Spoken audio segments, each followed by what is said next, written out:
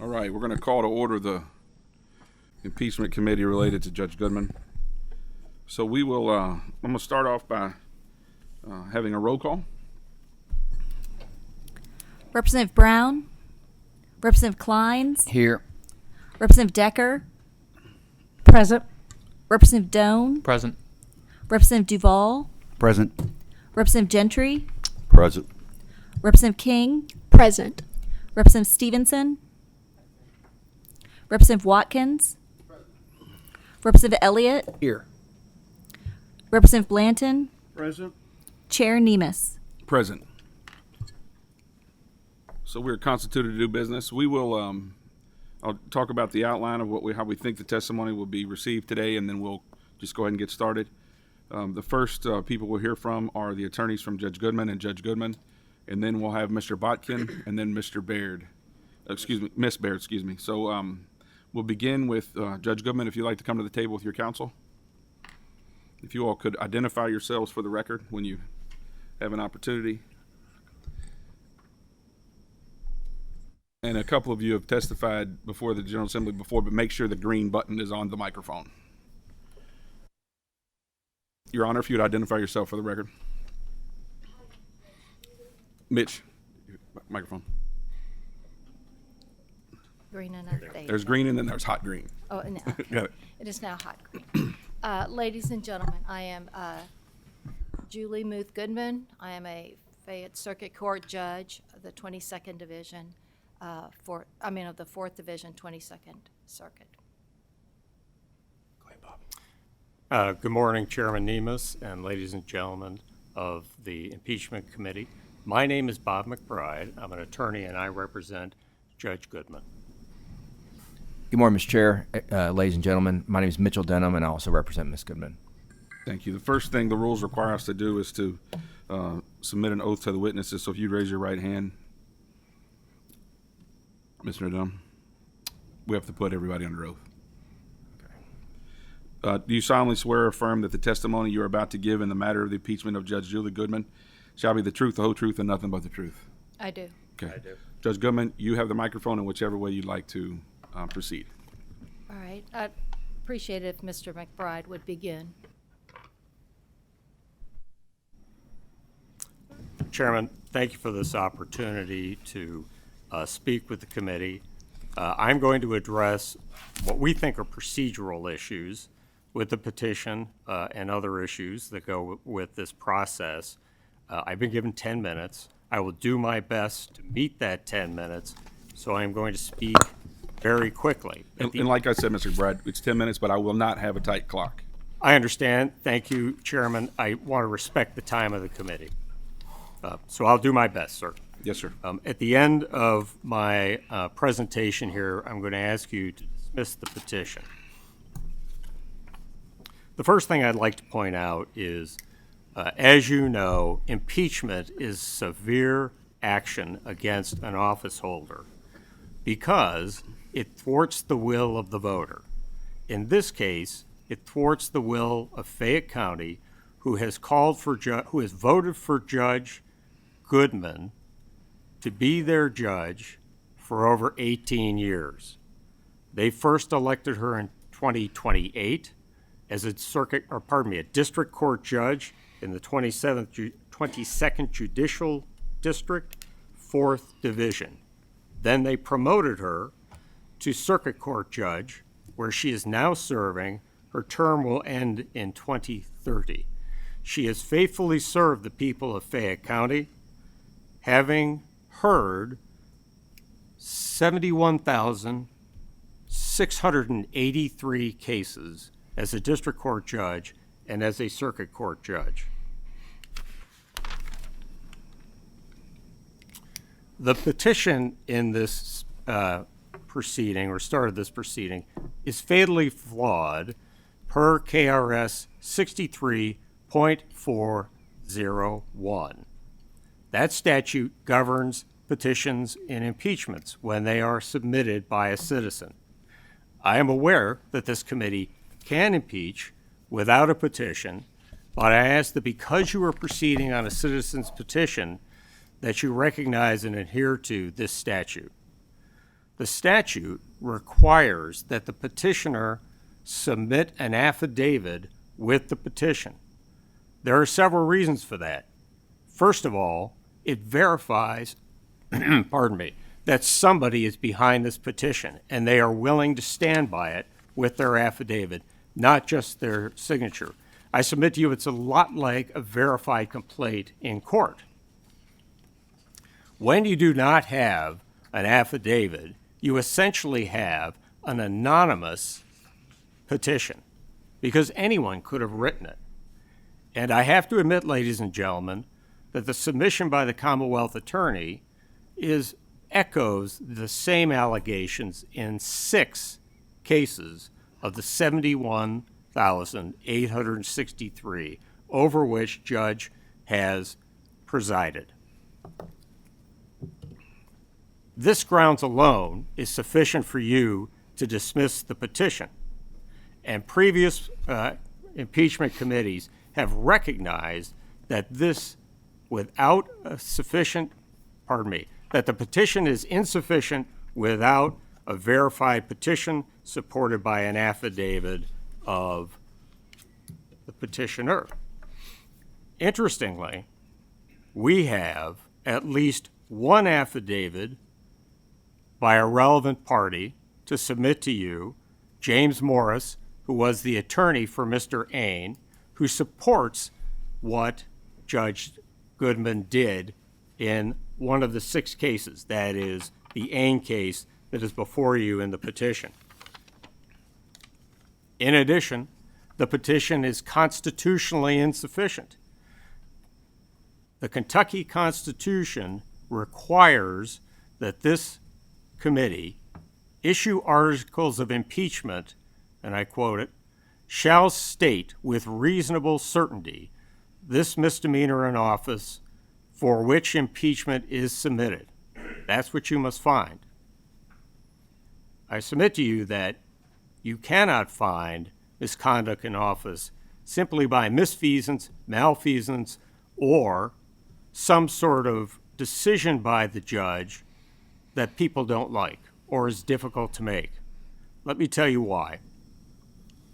I spoke to Mr. Likens because we were uncertain of what we were addressing in this committee. We didn't know what the misdemeanor in office was because these allegations are really just a description of these 6 cases, 5 of which, by the way, remain under active litigation, and disagreeing with the decision.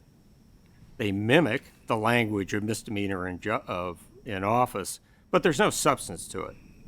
Mr. Likens said to me, and by the way, he was very professional and polite with us, and we appreciate that. He said, what constitutes an impeachable offense is a matter for the legislature to determine, and there may be 100 differing opinions within that body on what rises to that level. I respectfully disagree. Let's look at the plain language of that, of the standard, misdemeanor in office. Now, the statute has been in existence a long time, unchanged. So I happen to own a 3rd edition of Black's Law that was originally published in 1891, and I'll quote it.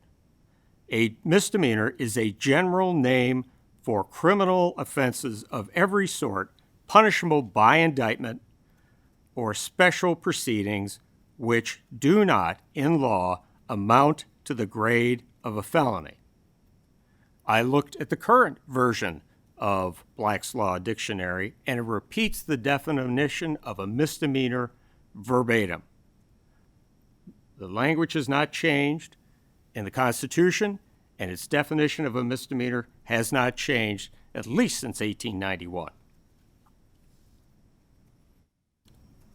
I submit that criminal conduct in this context means a few things. One, that when an office holder was in office, they committed a crime, convicted or not, or they committed a crime and they were convicted, or they used the instrumentalities of their office to commit a crime, or they committed a crime in violation of their office oath.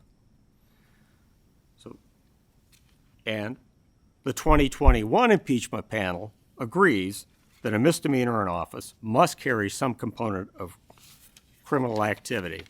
And history supports this. In 1803, Mr. McBride, do you have a citation for that in the previous impeachment committee saying there has to be a yes, crime? sir, is Impeachment Committee 21 RS, Impeachment Committee. I believe that was the Attorney General. They were addressing the Attorney General. Thank you. It may have been the governor, so I apologize for not having the most accurate site. Historical precedent. In 1803, Thomas Jones was the surveyor of Bourbon County. He committed fraud when he overcharged the citizens for which he was conducting their surveillance. He was impeached on that fraud. In 1888, Honest Dick Tate was the state treasurer. He stole and then absconded most of the money in the treasury, which I believe I read was $200,000. It's a lot of money back then. In 1991, Ward Butch Burnett was convicted by the Franklin Circuit Court for felony theft by deception. He was impeached based on that conviction. In 2023, Ronnie Lee Goldry Jr., was a Commonwealth attorney for Bath, Menifee, Montgomery, and Rowan counties.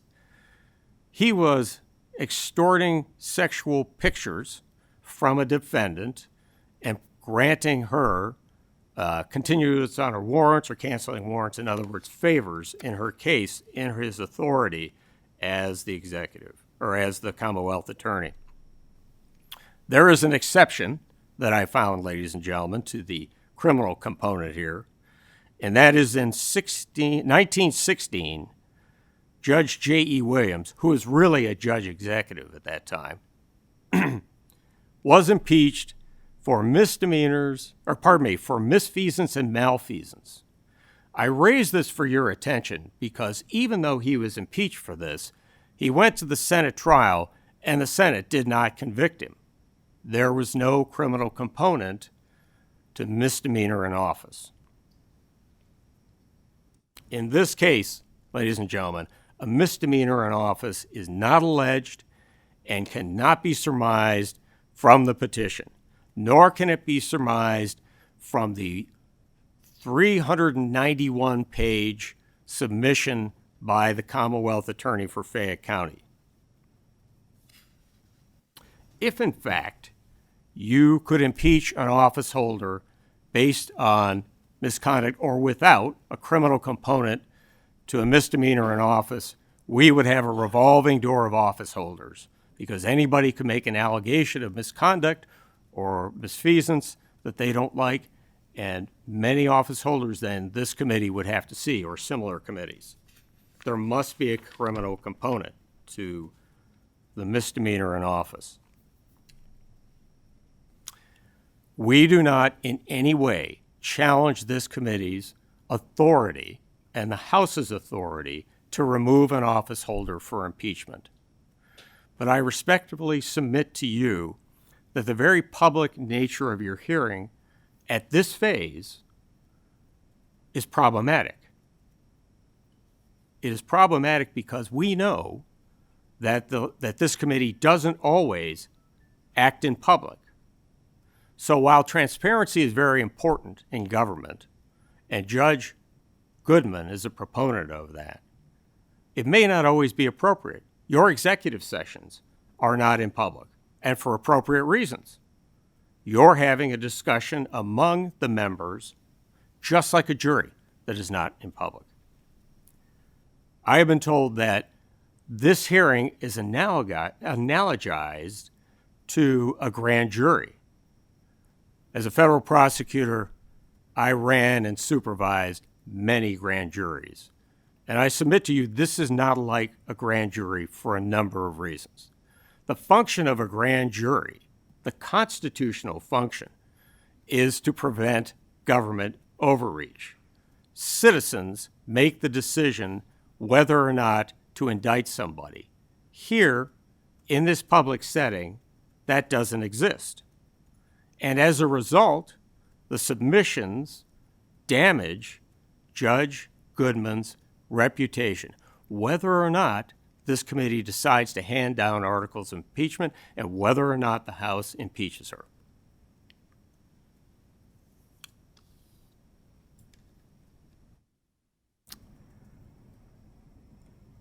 It is also not like a grand jury, because when a prosecutor makes a presentation, he or she must identify the defendant and establish with a reasonable certainty, the same standard you have here, that the defendant committed the crime with which he or she is charged.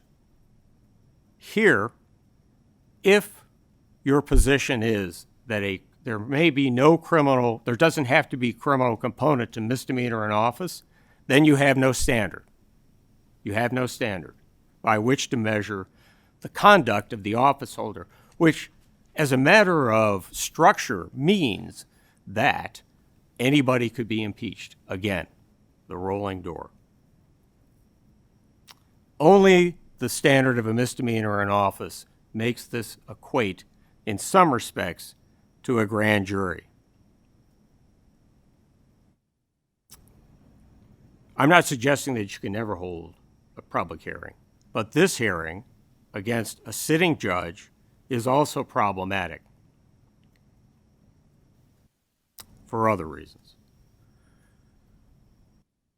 We don't know, or still, what the nature of the allegation is, other than just complaining about the decisions the judge made in 6 cases, 5 of which are under active litigation. And because they're under active litigation, the Court of Appeals or the Kentucky Supreme Court may side with the judge. But if we do not know what the allegations are, she does not have an opportunity and notice of the charges. She cannot confront her accuser in violation of her due process rights because we don't know who it is, because Mr. Timoney did not verify his petition by means of an affidavit. She cannot exercise her constitutional right to confront the witnesses because we don't know that Mr. Timoney is really making the allegations. And he's, as far as I know, he's not testifying today. And if we cannot cross-examine the witnesses, she has no right of confrontation there either. I will tell the committee that we will not cross-examine Mr. Baird. He has suffered enough. Mr. Botkin. Botkin, thank you, I Your understand. Honor. Yes, sir. I'm terrible with names. I Please understand. forgive me, Yes, sir. Chairman. Yes, sir. If you continue with this public hearing, I submit to you what you are doing is just doing judicial review of these cases where there is no misdemeanor in office.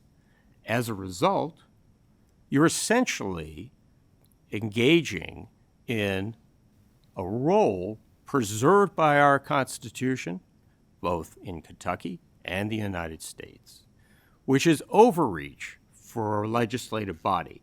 In Kentucky, even more so than the federal Constitution, the judicial branch should be inviolate, except for when there is misconduct in office and this body and the House can impeach them. We simply do not have that here. So in sum, I think there is a separation of powers issue in this case. I think there is a legislative overreach, unintentional, all of them. And I submit to you that we are undermining the independence of the judiciary. Remember, ladies and gentlemen, there is a JCC, the Judicial Conduct Commission, to which Judge Goodman is subject. That body, in order to protect the independence of the judiciary, handles misfeasance and malfeasance by a judge in office. So I respectfully submit we have crossed those bounds. So I am to conclude. We submit you should dismiss the complaint or the petition. There are no statutorily required affidavits. There is no misdemeanor in office. We believe the unintentional effect of a public hearing is a violation of Judge Goodman's due process rights, violates the separation of powers, and is essentially judicial review undermining the independence of the judiciary. Thank you very much, Mr. Chairman and ladies and gentlemen. Thank you, Mr. Denham. Do you have anything? Okay. So I have a few questions. Anybody Yes, else? sir. I'll start it off. With respect to the openness, we received a number of petitions. We dismissed some without moving forward. Yes, sir. On this one, we wanted more information. Yes, sir. We think this is a public proceeding. Yes, sir. We have committee hearings on sensitive matters all the time. This is extremely sensitive, obviously. Yes, sir. But we air those things out in public. Every time that we've had an impeachment committee in the past, all testimony was taken in public. That was with respect to the one against Mr. Legislator Representative Goforth. Any testimony we took with respect to Mr. Godey or Mr. Bowling, those were all done in public. And so this is not in contradictory of those procedures at all. When we retire to executive session, it's just the members. There is no testimony that's ever taken. And I understand the sensitivity of this, but that's where we're going on the openness. I do have a few questions, though. Sir, may I address that I think you've already done that, but go ahead. very briefly? Yes, sir. Our position that in this circumstance, with this sitting judge, that it may not be the most appropriate thing to have an open hearing, recognizing the importance of transparency. Thank you. I appreciate that. Thank you. Okay, so I wanted to, you mentioned that this committee has, or this House has the right to impeach an official. That includes a judge? Yes, sir. Okay.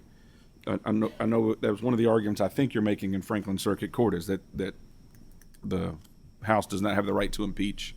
Is that incorrect? That is incorrect. The argument we're making, Your Honor, is that the appropriate forum where there are no allegations of a misdemeanor in office that can be substantiated is the JCC because of the theory and the importance of the independence of the judiciary. That's our position, sir. I understand that, and I appreciate that as someone who used to work in the court system. I would note that the the Constitution dealing with impeachment gives the right to impeachment in the House and then removal in the Senate.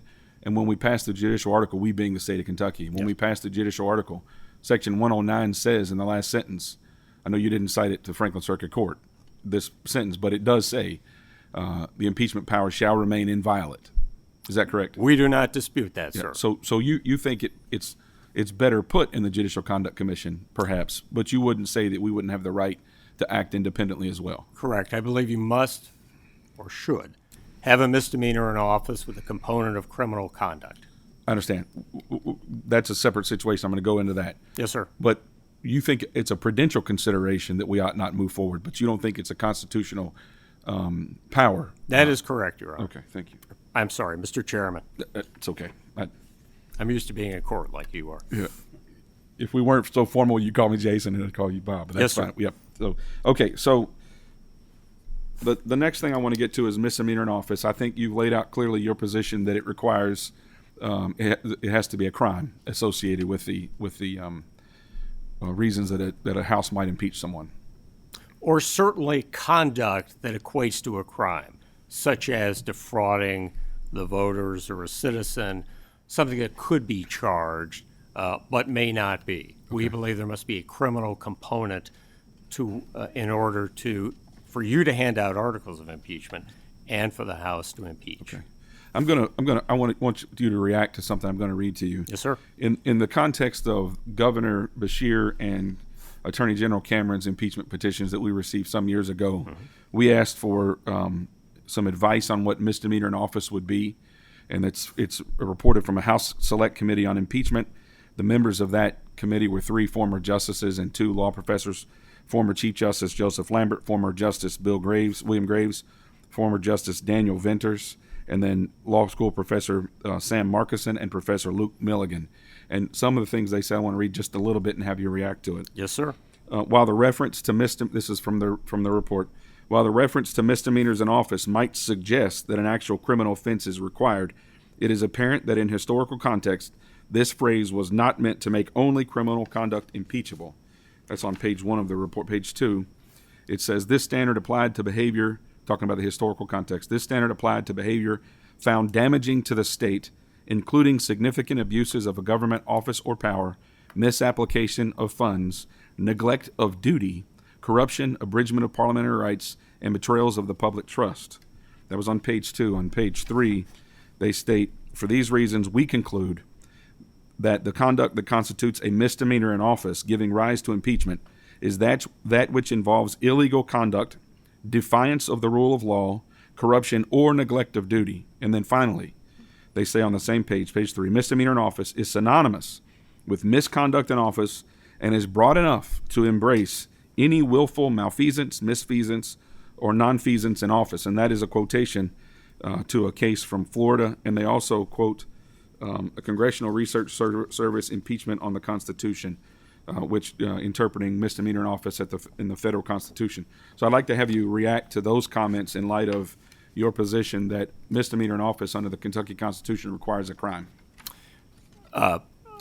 Sir, my position is it requires some kind of criminal conduct, and most of what you listed there could be charged as criminal conduct. Acting outside the office in an improper way, misfeasance, or abusing their office to their own personal advantage is misfeasance. Those things can be criminal under our definition that we gave you of misdemeanor in office. So I would submit to you, sir, that we are not very different from that definition. Okay. And then the last thing I have is on a different subject. Yes, sir. Is you talk about due process rights, and this is I think you're correct. This is not a grand jury proceeding. Perhaps the standard is akin to that because the trial is actually in the Senate. If Yes, sir. the House would move forward, there's certainly some minimum due process rights, and we're trying to respect that as best we can. Yes, sir. Believe me, this is weighing heavily on all of us. Yes, sir. And we didn't ask for this. I know. So believe me when I say that. But the opportunity to cross-examine witnesses, and I'm going to give you guys, as I said, opportunity to submit questions that we will consider asking Mr. Botkin or Ms. Baird. Thank you. But the opportunity to cross-examine, I can't guarantee this. I'm a member of the House. But presumably that will be granted to you in the Senate where there's the trial. Here, we're trying to gather the information. We don't think, although we don't think it appropriate to impeach anyone without giving them the opportunity to be heard. And that's all we're trying to do here. So we're trying to go as far as we think appropriate, and even then more so on due process. But your due process rights are in the Senate with the trial, I think. Is there a comment on that? Yes, sir. I am not suggesting in any way, shape, or form that the committee is doing anything improper. What I am suggesting is because of this petition and because there is no misdemeanor in office alleged or discernible, in our view, that the public hearing is unnecessary and has negative collateral effects on a sitting judge, such as damage to her reputation, which will impact how litigants view her instead of being the authority and judge who evaluates the law based on the facts presented to her under proper procedure.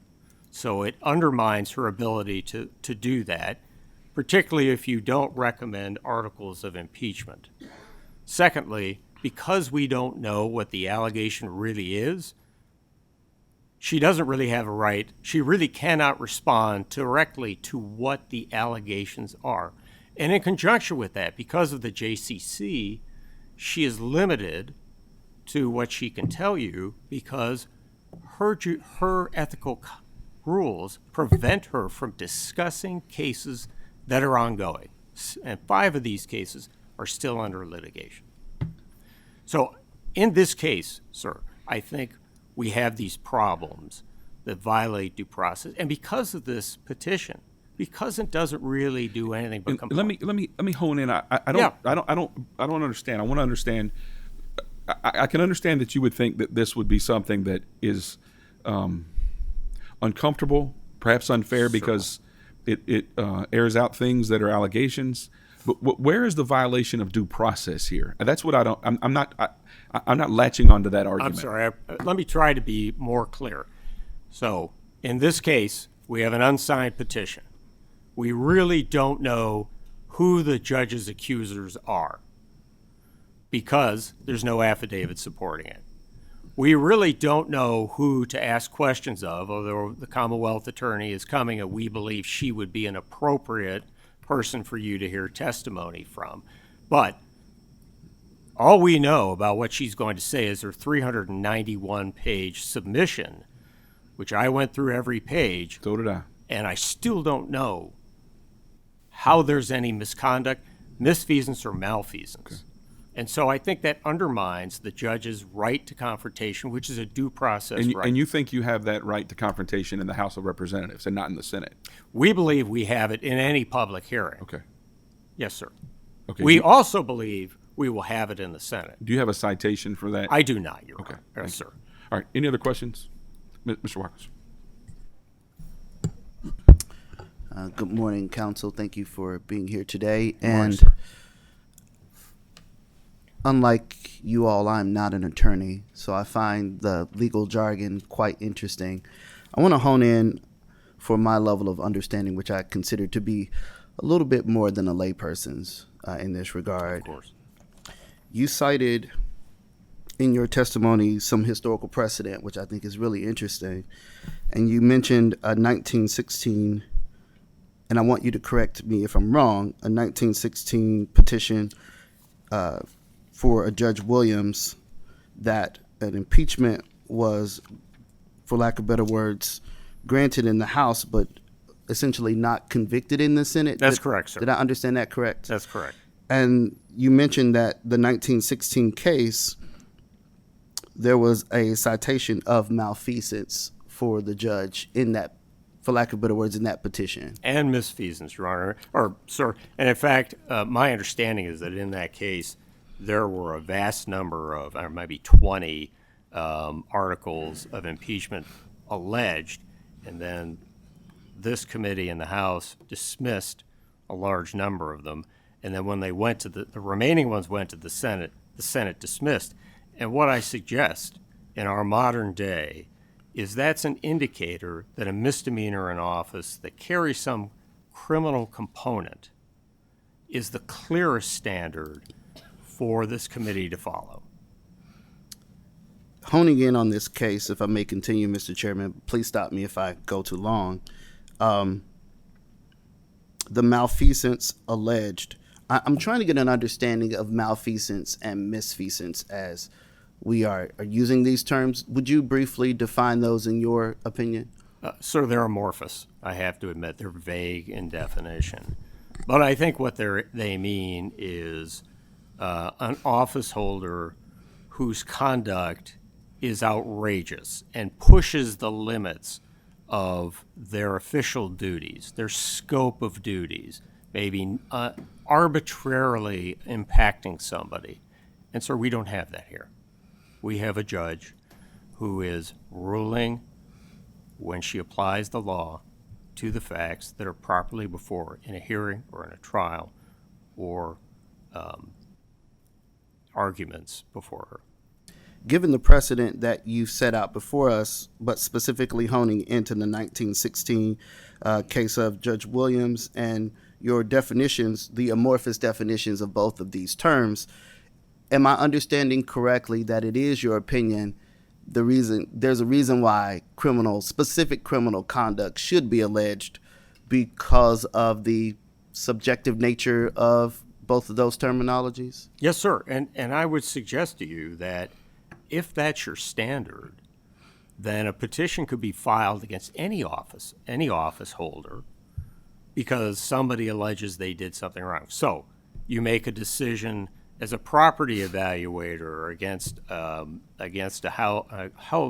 homeowner, and the homeowner thinks that's outrageous and it's a misfeasance or a malfeasance and brings a petition before you. You would have to consider that. It's not a clear standard. Criminal conduct in the term of a misdemeanor is a clear standard for you to follow, is my suggestion. And just a couple more, if I may.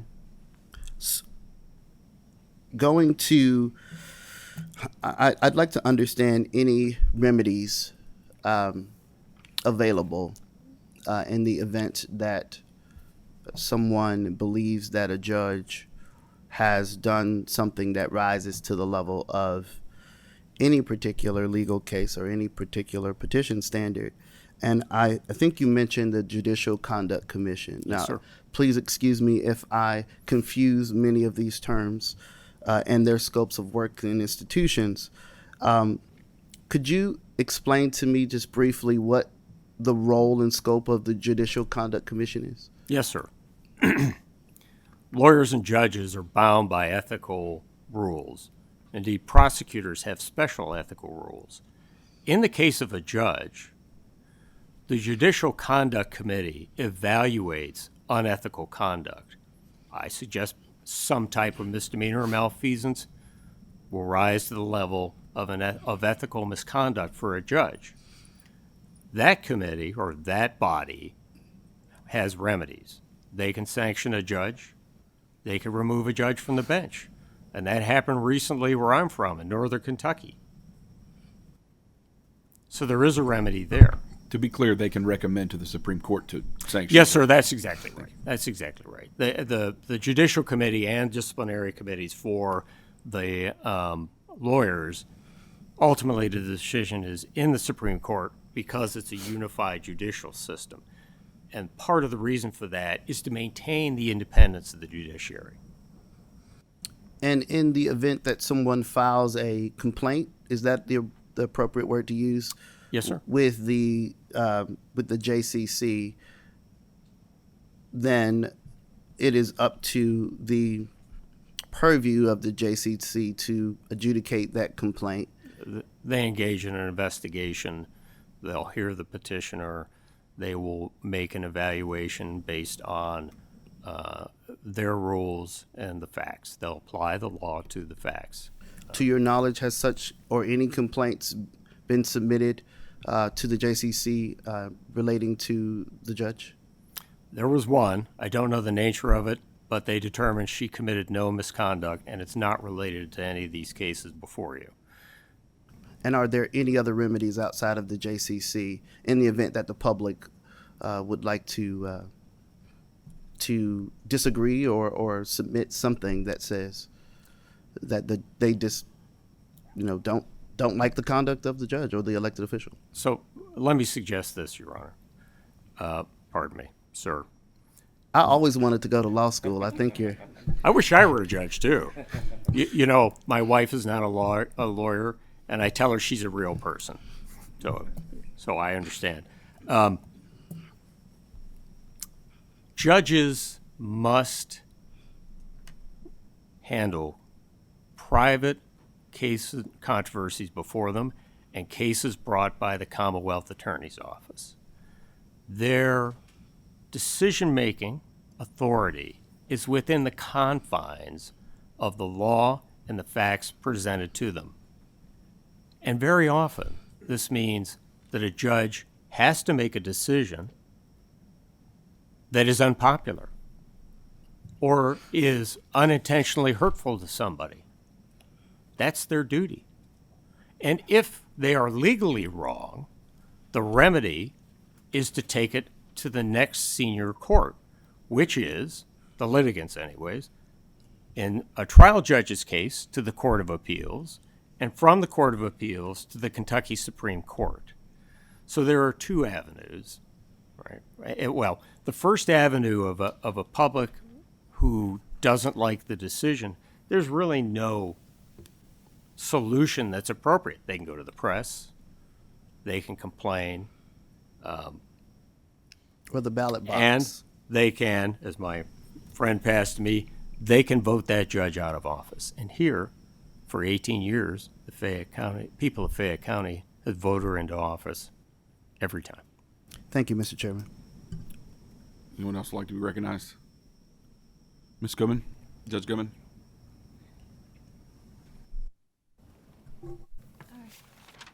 Chair Nemes and ladies and gentlemen of this committee. First, I want to thank you for giving me the opportunity to speak here today. I struggled somewhat to thank you because of why I'm here, but nonetheless, I thank you for giving me this opportunity.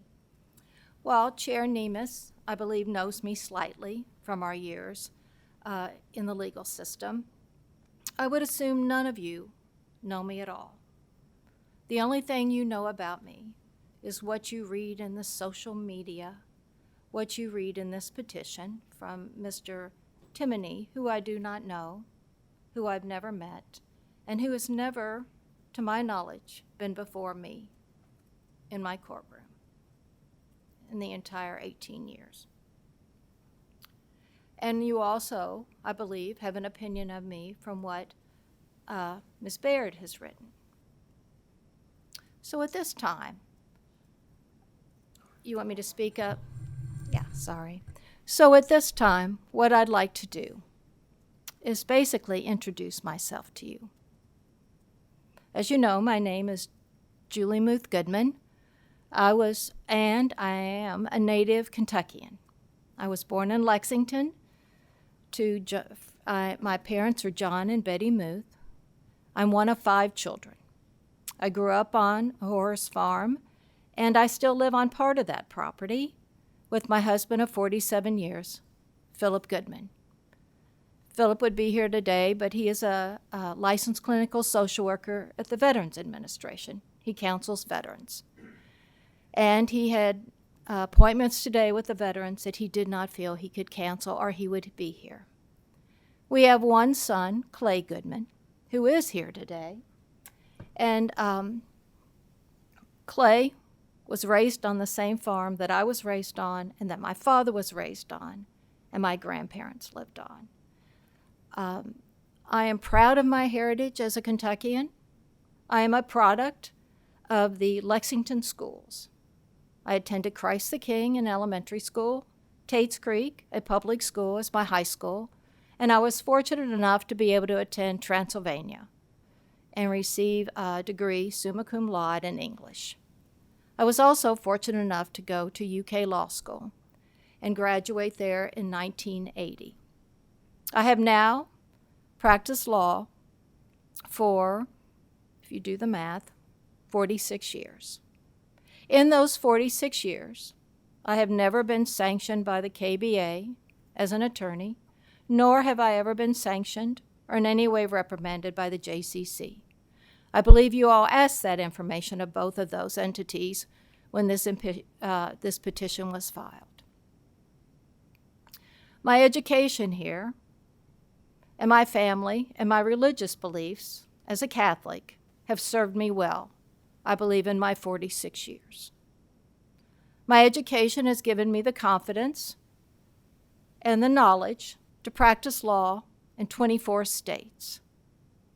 I have been a national litigator throughout my career, and I have been allowed to practice pro hoc vice in 24 states because of my good standing in Kentucky and in New York, where I am also licensed, and also because those states found my credentials and my conduct to be acceptable.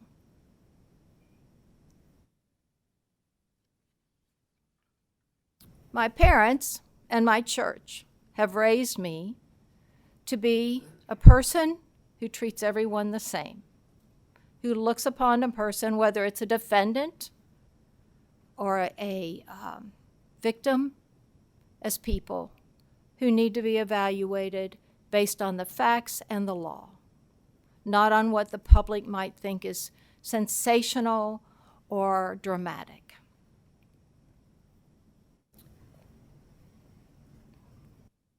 I would now like to tell you just briefly a little bit about my career as a 46-year trial lawyer and a judge. I began my career, believe it or not, basically prosecuting securities fraud with banking and securities, which is now known as the financial institutions entity, I believe. I did that practicing for several years until Ray Larson, who has been my mentor in the practice of law my entire career, who came and asked me to join the Special Prosecutions Unit of the Attorney General's Office. I worked alongside Ray, and in fact, he taught me how to try a criminal case. I tried capital murder cases. I tried horrific rape cases of children. I did that throughout the Commonwealth and tried in over 20 counties, prosecuted cases. I was also tasked by Mr. Larson and by the Attorney General at that time, because the statute for death penalty cases had been first found unconstitutional and then was found constitutional, to be one of the co-authors of the first handbook used by Commonwealth attorneys to prosecute capital murder cases. However, my husband, as you know, is a licensed clinical social worker. And it was deemed that I would probably be better served, and we as a family, knowing eventually we would have children, we'd be better served if I would go into private practice. That was never my choice. I would have stayed a prosecutor. But my family is important to me. My son is important to me, that I be able to give him the education and the privileges that I had had. So I went into private practice. I practiced alongside a group of men in a boutique law firm known as Miller, Griffin, and Marks. Harry Miller was my mentor when it came to civil law. He taught me how to practice a civil case. I tried many cases at Miller, Griffin, and Marks, and Tom Miller and I were actually the first attorneys in Fayette County to be able to use as a defense for a woman, Margaret Ford, the battered spouse syndrome. And after that, I think most every county in the United States and every judge acknowledges that that is a defense. So I have been on both sides. I have represented defendants and I have prosecuted defendants. After that, my husband was given an opportunity of a lifetime to practice his skills at Sloan Kettering Cancer Center in New York. So we moved there for 3 years. I was licensed there, and I practiced law there. However, the child that we had always hoped for finally came when we were in New York. He's now 32 years old, soon to be 33. And we felt it was important for us and for him that he be raised in Kentucky around family and learn our traditions and the great life that we have here in Kentucky. So we came home. At that time, I was again recruited by Ray Larson. I think if Ray felt I had been a bad prosecutor, he would not have asked me to come. But he did.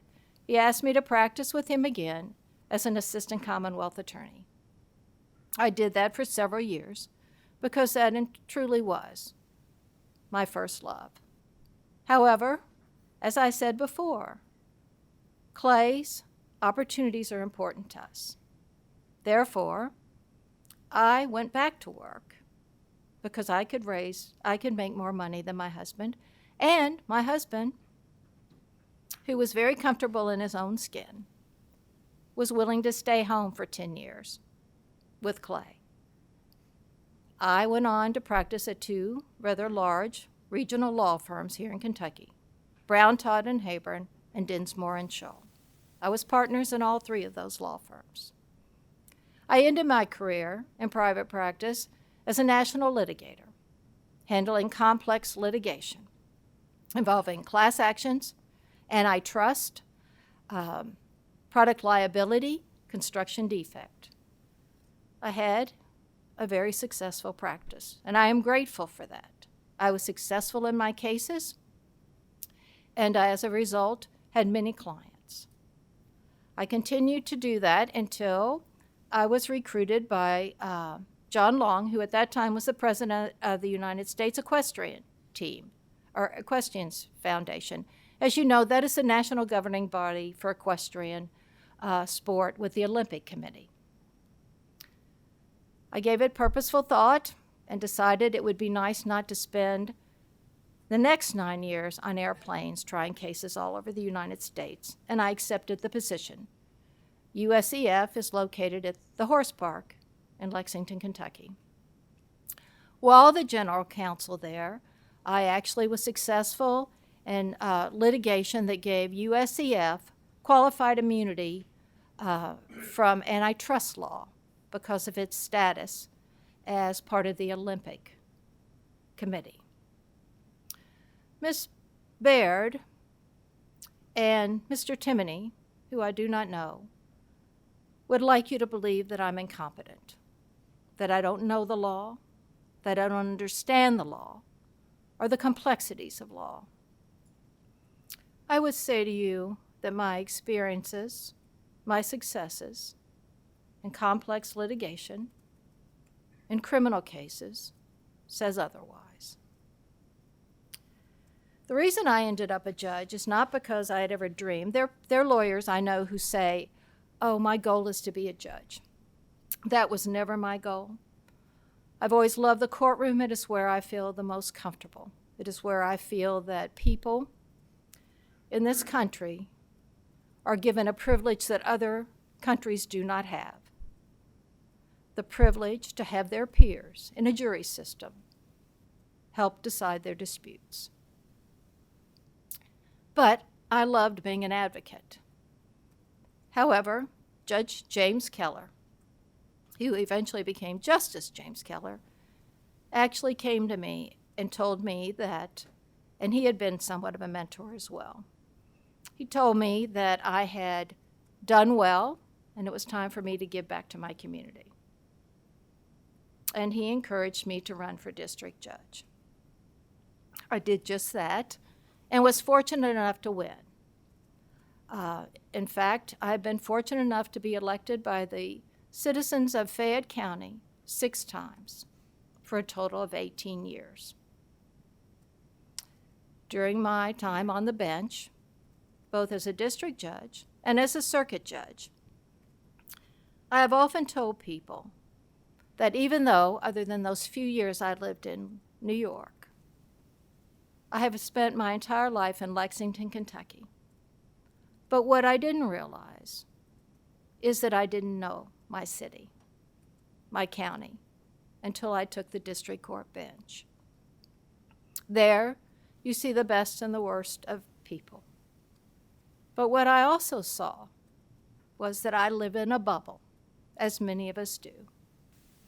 And I did not know or see the struggles of those with mental illness, of those with drug addiction, and as a result, while on the district court bench and while on the circuit court bench, I was a volunteer drug court judge for a decade. I also, along with Judge Wilkie, was instrumental working with NAMI and the Lexington-Fayette Urban County government to let us have the first mental health court. And now it has been so successful that we are hoping to be able to start a second mental health court.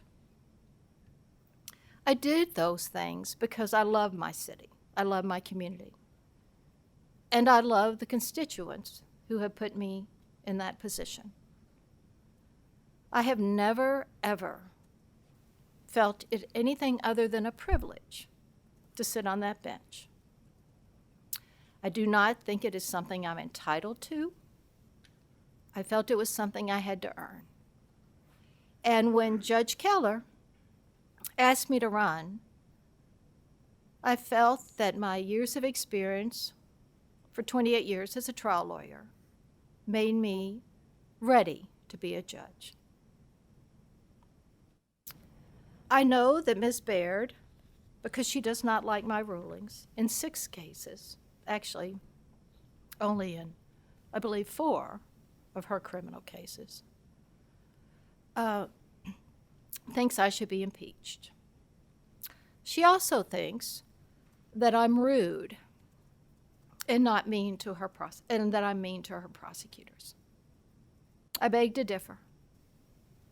I, as a judge, am required to hold any lawyer who comes before me, whether in a civil case or a criminal case.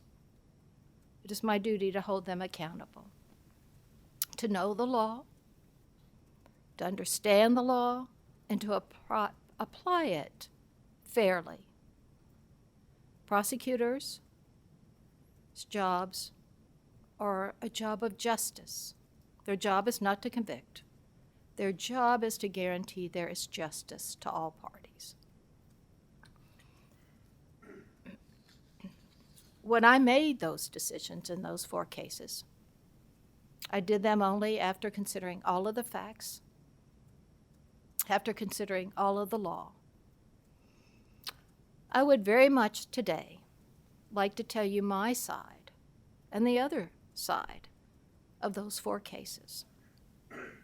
However, the Judicial Code of Conduct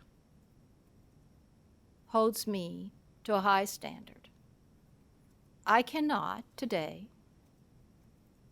honor my right to due process because the code says that if the cases are still pending, then I may not speak of them publicly. I may only speak in my written word in the opinions and from the bench. Yet here we are today, and you are all asking me to give my side of the story. And as much as I would like to do what would be best for me, it would not be best for the defendants. I have no right to speak. I have no right to tell you what really happened in those cases or why I ruled the way I did. It troubles me that Ms. Baird, who also has that same standard to follow, it is a violation of my code of judicial conduct, and it is a violation of her prosecutorial code to talk about cases that are still pending. And why is that? It jeopardizes the rights of the parties. It puts their disputes in the public forum. It turns it to a public circus. That is not what justice and law is all about. Yes, Ms. Baird disagrees with me, but it will be up to the appellate courts, whether it be the Supreme Court or the Court of Appeals, to tell me if I'm wrong or if I'm right.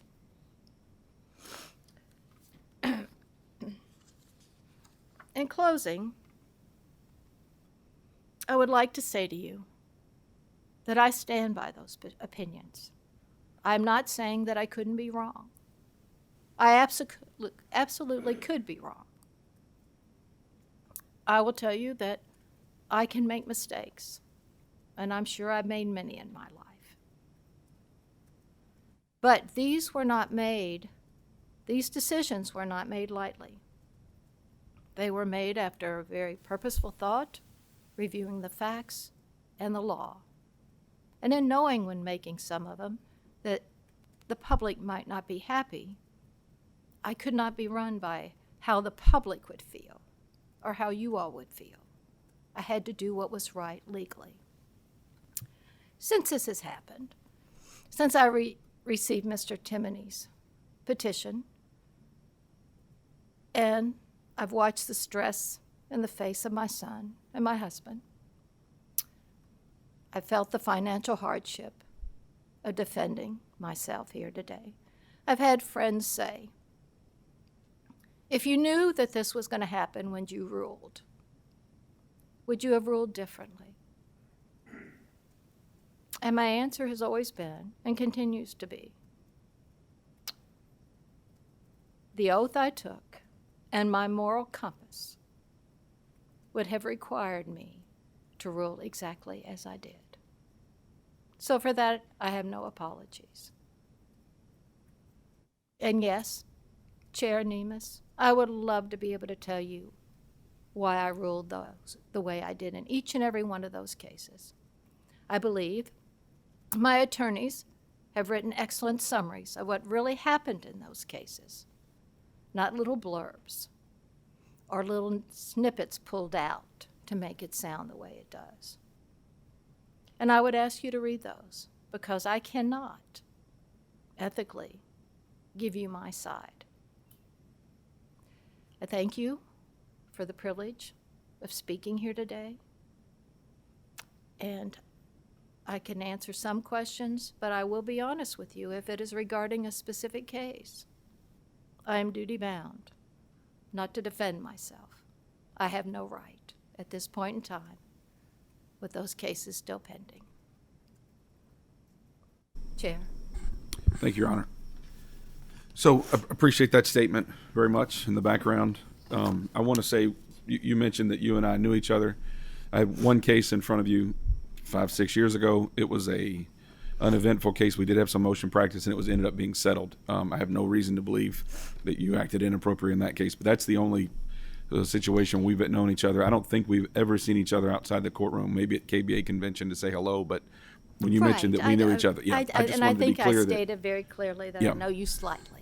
Yep, yeah. So I do want to note, and again, thank you for the background. That's important context for us to understand your history, your long practice, even before you joined the bench, both as a prosecutor and as a private counsel. I would note there is absolutely no right for the House of Representatives to remove a judge based on the rightness or wrongness of their decisions. No doubt about that. I don't think anyone up here would disagree with that. And if that were the allegations, we would not be here. We would have dismissed this just like we did the judge in Western Kentucky and others. The allegations here are much more problematic than a judge who might have gotten a case right or wrong. The allegations here are that you are deliberately not following the law. And I suppose you probably can't answer these, but I wanted to make sure that I gave you an opportunity if you wanted to. I'm just going to talk about 3 of them, 2 criminal and 1 civil case. In the Jones case, Your Honor, it was it was in the Court of Appeals opinion. I would also say that this is not he said, she said. These are from transcripts from your comments from the bench and from orders that you had entered. And again, not based on the rightness or wrongness of the decision, but based on allegations anyway, that you went far above and beyond what your role was or is. For example, in the Jones case, you acknowledged that you did not have the right to put somebody on drug court who had sentenced a Class C felony because he had 75 grams of fentanyl. And once that was brought to your attention, and that person was also a plaintiff against you, you noted on the record that you had to recuse.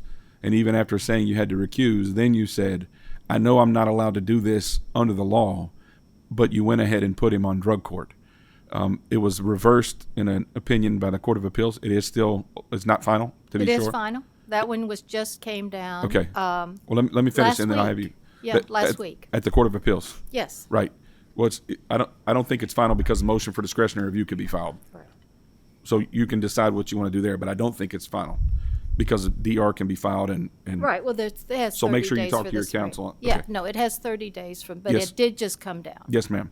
And in that opinion, Judge Akery said that he agrees with you, with Judge Van Meter, Lucia Van Meter, and with the parties in saying that you didn't have the right to do that.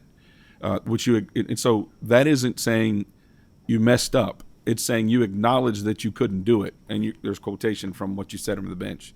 You acknowledge that you couldn't do it legally and you did it anyway. So that's the Jones. You want me to read it to you? No, sir, I understand what you're saying, but what I'm saying is I think you're misunderstanding. Help me understand. If you watch the entire proceeding, and I will be very careful in what I say, you will see that we all acknowledged, all of us, the prosecutors who didn't understand, the probation and parole, we all acknowledged.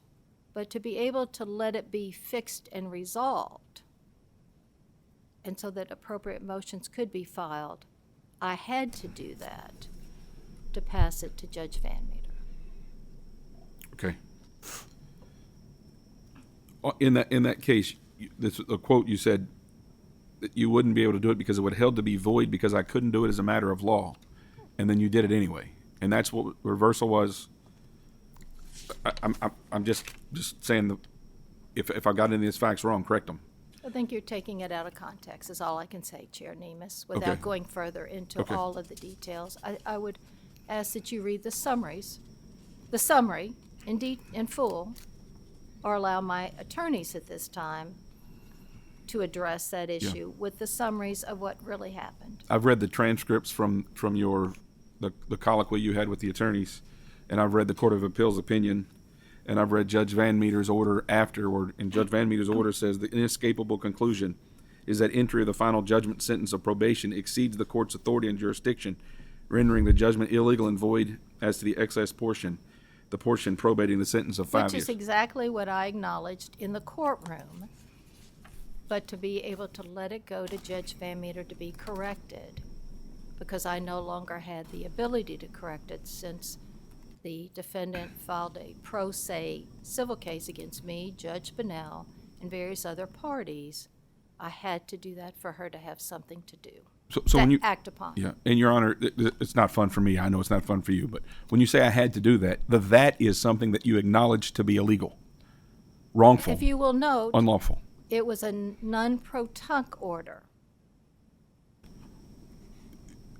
Which means for the non-lawyers, it backdates it, right? It backdates it because at that time, all the participants, the Commonwealth attorneys, 3 of them, the defense attorney, the probation and parole officer, all believed it was acceptable. That's why it was. That's why it was. Yeah. It was non-pro-tunc. Yeah, Your Honor, I don't make sure we understand our timeline. The first time that you were before that you were ruling on that you put this person on probation on drug court, there was no objection. But when you put it in writing, the prosecutor did object to it, and you knew that that was an unlawful. That the guy didn't qualify. I do not believe you are fairly explaining to the non-lawyers what non-pro-tunc means. Correct me. All that meant was that at the time that decision was made, all of the parties agreed it could be done. And therefore, I entered the order non-pro-tunc, allowing Judge Van Meter to be able to fix it. Okay. With respect to the Thomas case, the Court of Appeals had a 108 page opinion, and it talked about judicial ambush. It talked about interference and violation of the grand jury, the petit jury, and the prosecutor, that you did your own research and became your own witness. Is there any comments on that case? I think that one. And again, that one's not final, so you may That want to one talk is to counsel. nowhere near final. Right. That is actually before the Supreme Court. Well, there's been a motion filed for DR in the Supreme Court. Yes, by both Mr. Thomas's lawyers and also, I believe, an amicus brief has also been filed. So they haven't decided to take it, but it is there. So do you have any comments on the Thomas case? I do not feel I can do that, Okay. Chair Nemes. But I think my lawyers could, if you'd be willing to let them speak for me, because otherwise, then I have no voice. Yeah, and obviously they can say whatever they want to say. And they have in their writings. Mr. Chair. Thank you. The Thomas case that you're asking the judge about, it was a case where the judge found that there was procedural misconduct. There were inappropriate comments made to the grand jury. And that's obviously, as the court as Mr. Chair, you know, that's a very serious matter.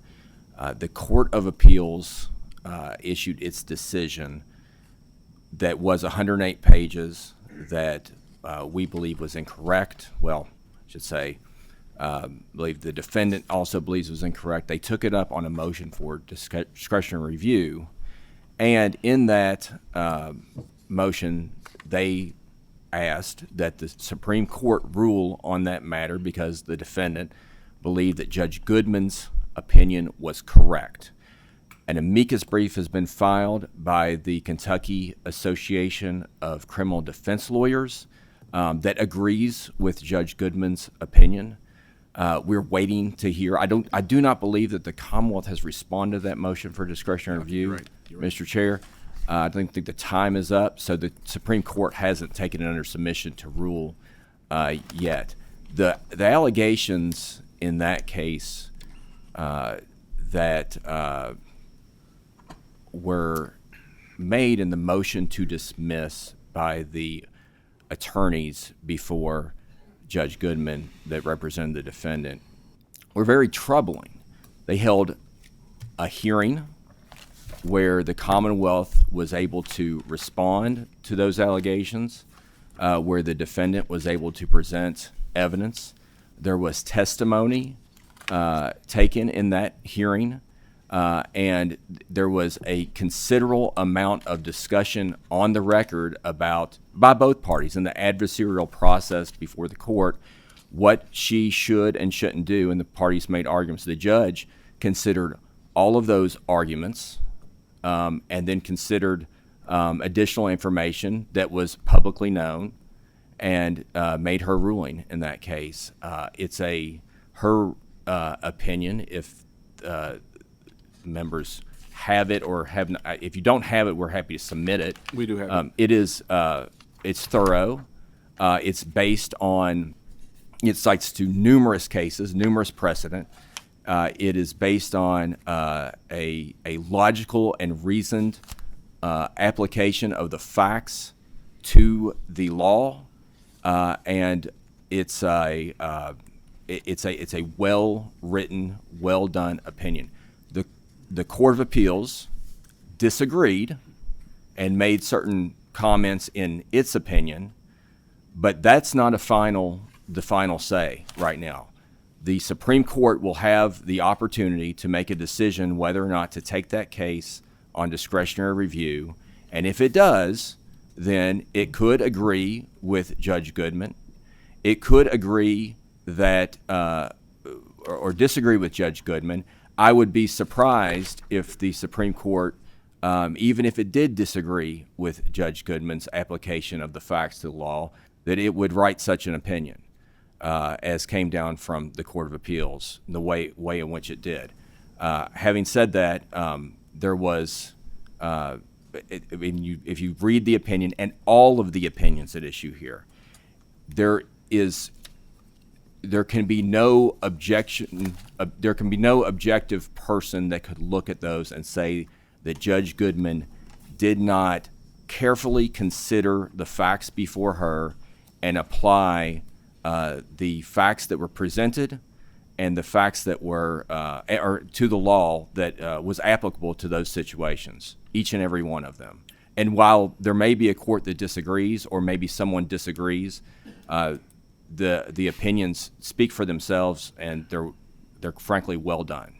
And just so the committee has it, it's in the materials that Ms. Baird submitted on Bait Stamp 202. The Bait Stamp is the little number on the bottom right. And Bait Stamp 202 is Judge Goodman's opinion on that Mr. Denham was referring to. And I would say, Mr. Denham, thank you for that. Again, the rightness or wrongness, or whether it's reversed at the Supreme Court, would not be proper for us to opine on, much less impeach. But that opinion is not about, from my perspective, for our work, is not about whether she got it right or wrong, but it is. I've never read an opinion anywhere close to that opinion. And it was a unanimous opinion, not just Judge Akery, but it was two other judges. And they said things like Judge Goodman engaged in a judicial ambush. She did things that were unheard of, unknown in the American jurisprudence. That she had made such mistakes on invading the right of the grand jury that it was embarrassing to the court and brought the court into disrepute. It said that her fallacies on the trial court embraces are legion. And so, again, I want to be very clear for everybody. We're not talking about whether she got the statute right or whatever. We're talking about whether she engaged in misconduct in reaching the ruling. And again, I've never read an opinion, and I read all of them. Every Friday, the Court of Appeals, I don't read every word of them, to be honest, but I've never read anything like this. And so that's the, and then the last opinion I talked. And Mr. Chairman, to that comment, that was the purpose of my comment, that given that you've never read an opinion of that nature, that's the purpose of my comment, saying that if the Supreme Court takes it up on discretionary review, I would be surprised if they would issue such an opinion, because I think your comments about the nature of that opinion speak about that opinion and not about Judge Goodman's actions. It speaks about the way that opinion was written, not about what she did or what she did in the courtroom. That is, as you say, it was a 3-0 opinion by the Court of Appeals, but it's not final. So to be clear, we're talking about an opinion that was issued by the Court of Appeals that is not final and the case is not over. And we very well may have the Supreme Court reverse that Court of Appeals opinion. And I think that's fair. I think we have to acknowledge that it is the words of one judge. What, 3 judges? Who was one judge wrote it, and it was the decision was agreed to by 3 judges, but one judge wrote it, and it is still pending before the Supreme Court, who will have the final say one way or the other on not only if that decision stands or if how the case is decided overall. And I think Judge Goodman was very sincere here in her discussion about how who would ultimately decide not just that, but all of the decisions. And I think it speaks volumes to her, about her, that she would abide by the rule of law and what we call the law of the case theory, and that's crystal clear. There was a case that we point out in our materials. It was Commonwealth, Brown v. Commonwealth. So down below it was Commonwealth v. Brown, and in that case, there was a finding against the Fayette County Commonwealth Attorney's Office for procedural misconduct.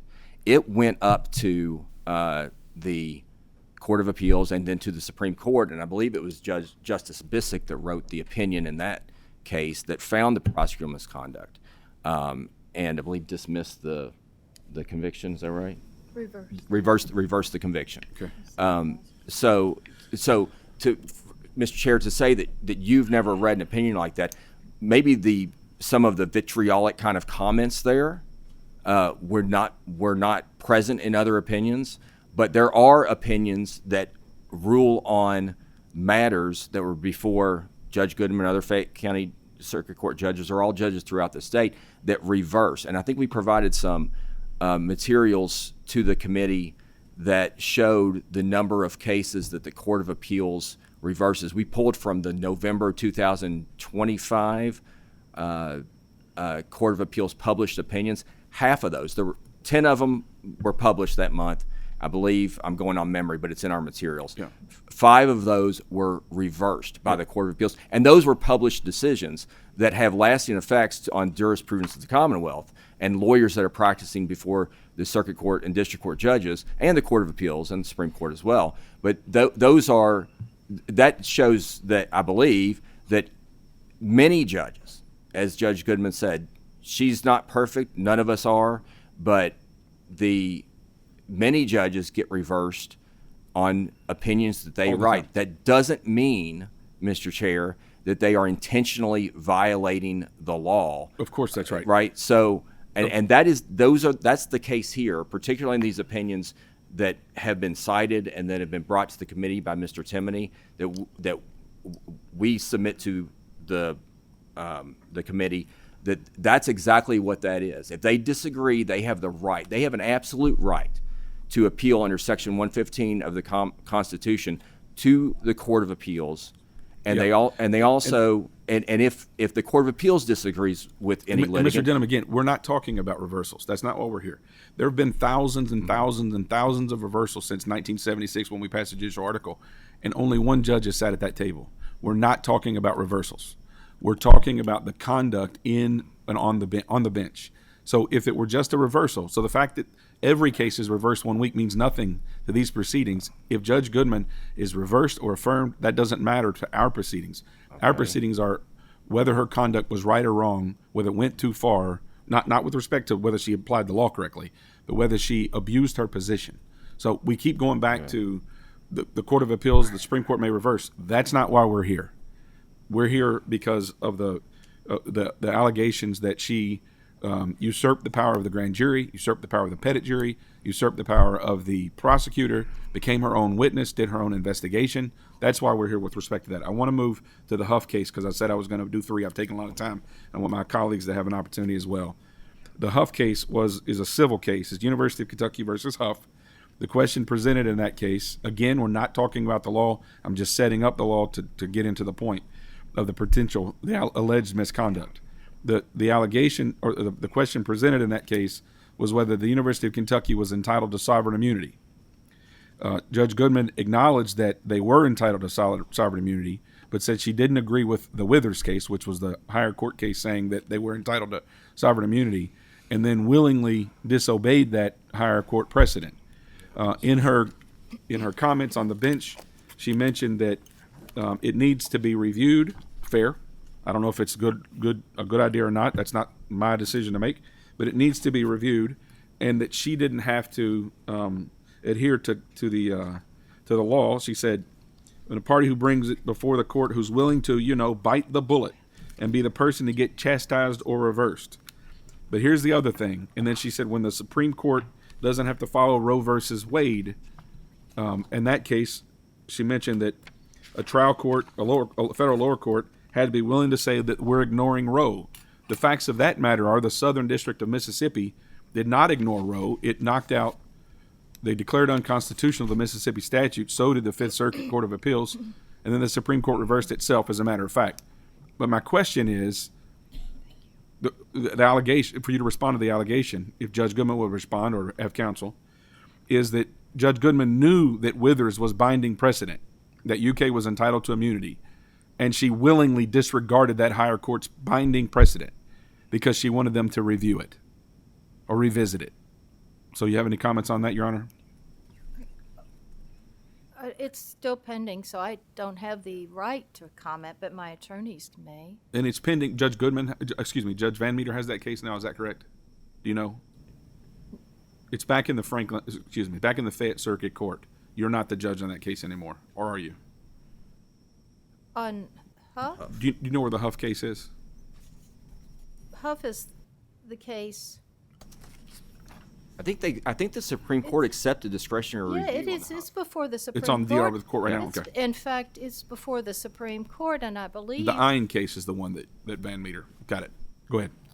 I believe they accepted discretionary review, and I believe there are several amicus briefs that have been filed, both for and against. I mean, that's why they took it, because of the issue.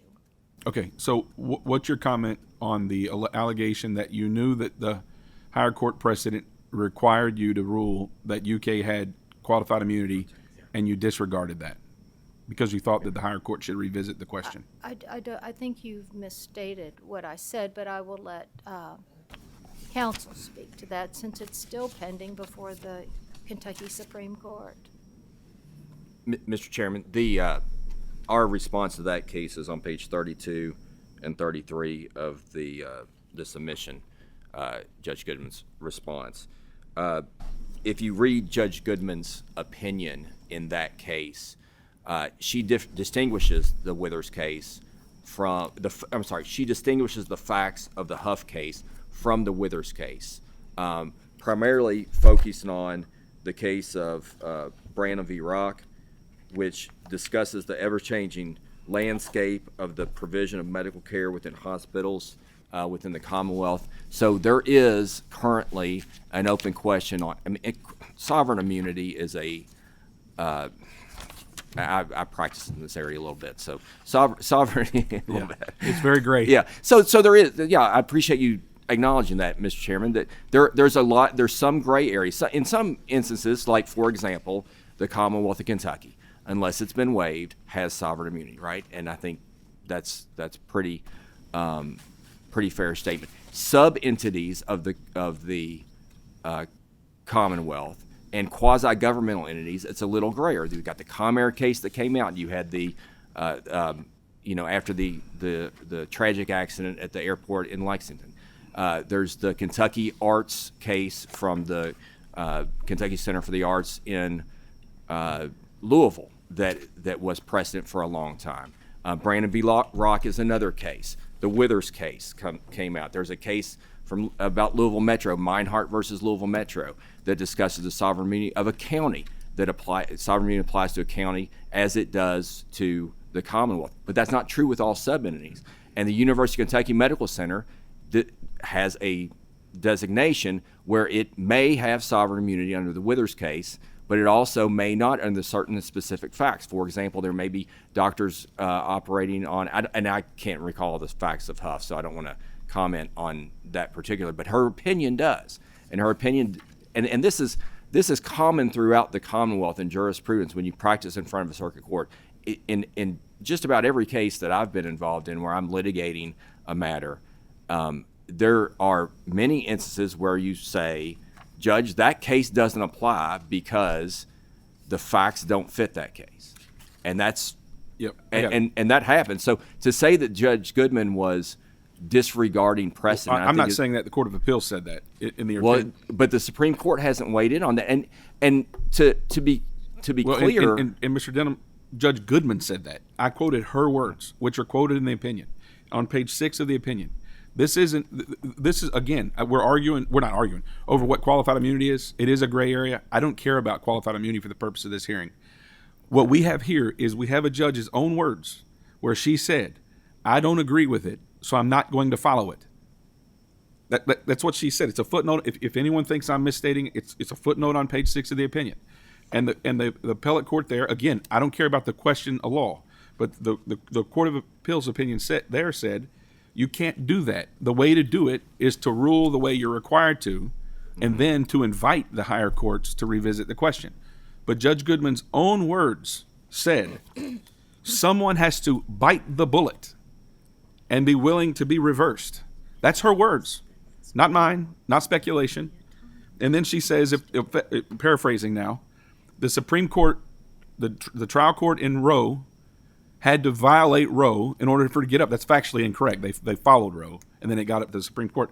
But the allegation is, and this isn't from me, I'm asking you to respond, that this is a judge who knew the Jones situation, as we've talked about, did all the stuff in Thomas, and we've heard your response, but here didn't like that UK has sovereign immunity, knew that she did have sovereign immunity, not just Withers, but 50 of its progeny, and did it anyway, so she could bite the bullet so it could get up to the Supreme Court.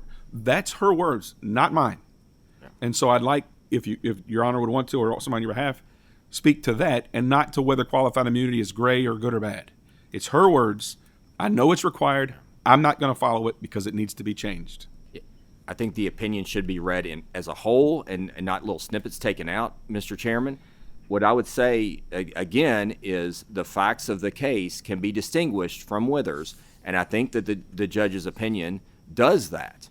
If you read it as a whole, I have. I would also say, I would also say that there are many, many people, not just Judge Goodman, who have weighed in on this situation through their amicus briefs in the Supreme Court.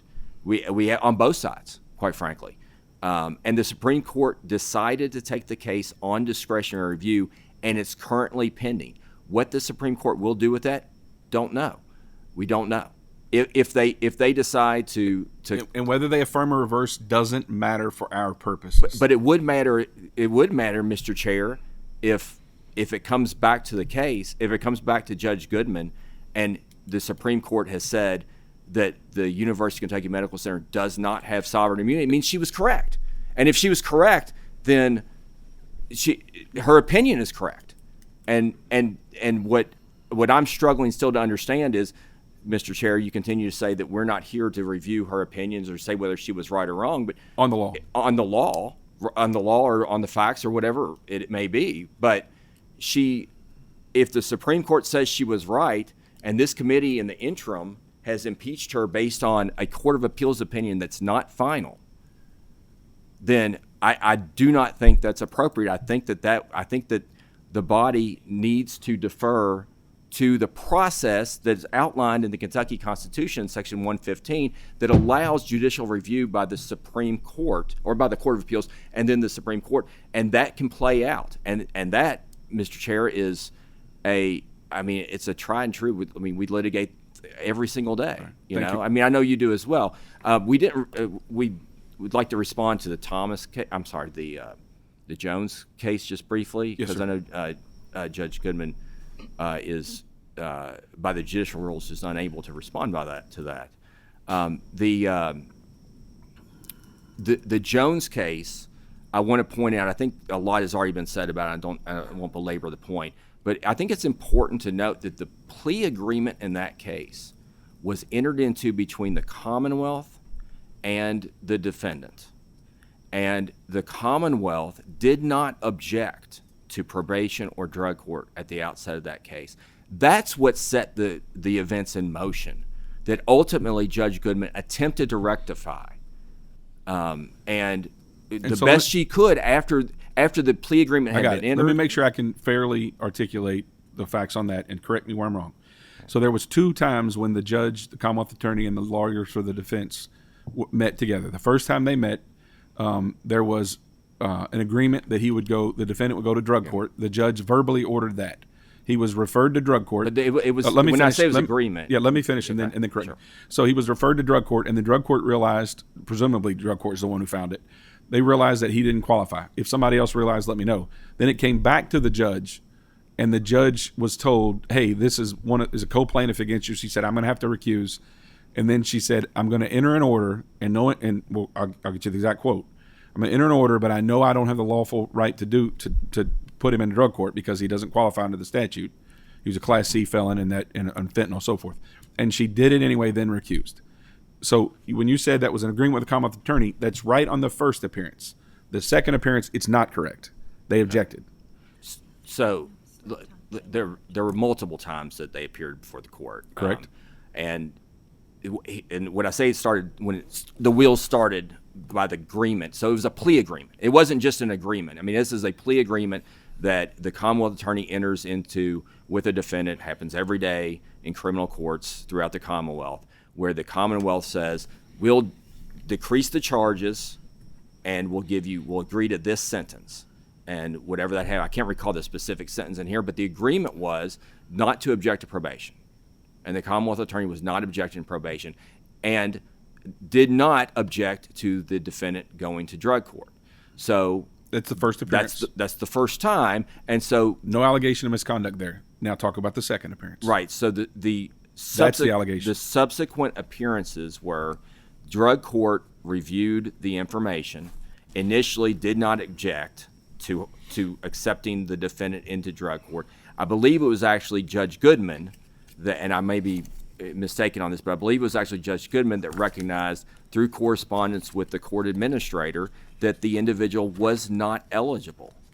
And so Judge Goodman brought the parties back into the court and said, what are we going to do about this? How are we going to rectify this situation? And allowed the parties to discuss how to do it. But they're stuck now with a plea agreement, okay? And in the interim, the defendant files a lawsuit in order to try to force the plea agreement to take effect. And during the course of that, that's when he named all sorts of people. He named the Commonwealth attorney, he named the assistant Commonwealth attorney, he named Judge Goodman.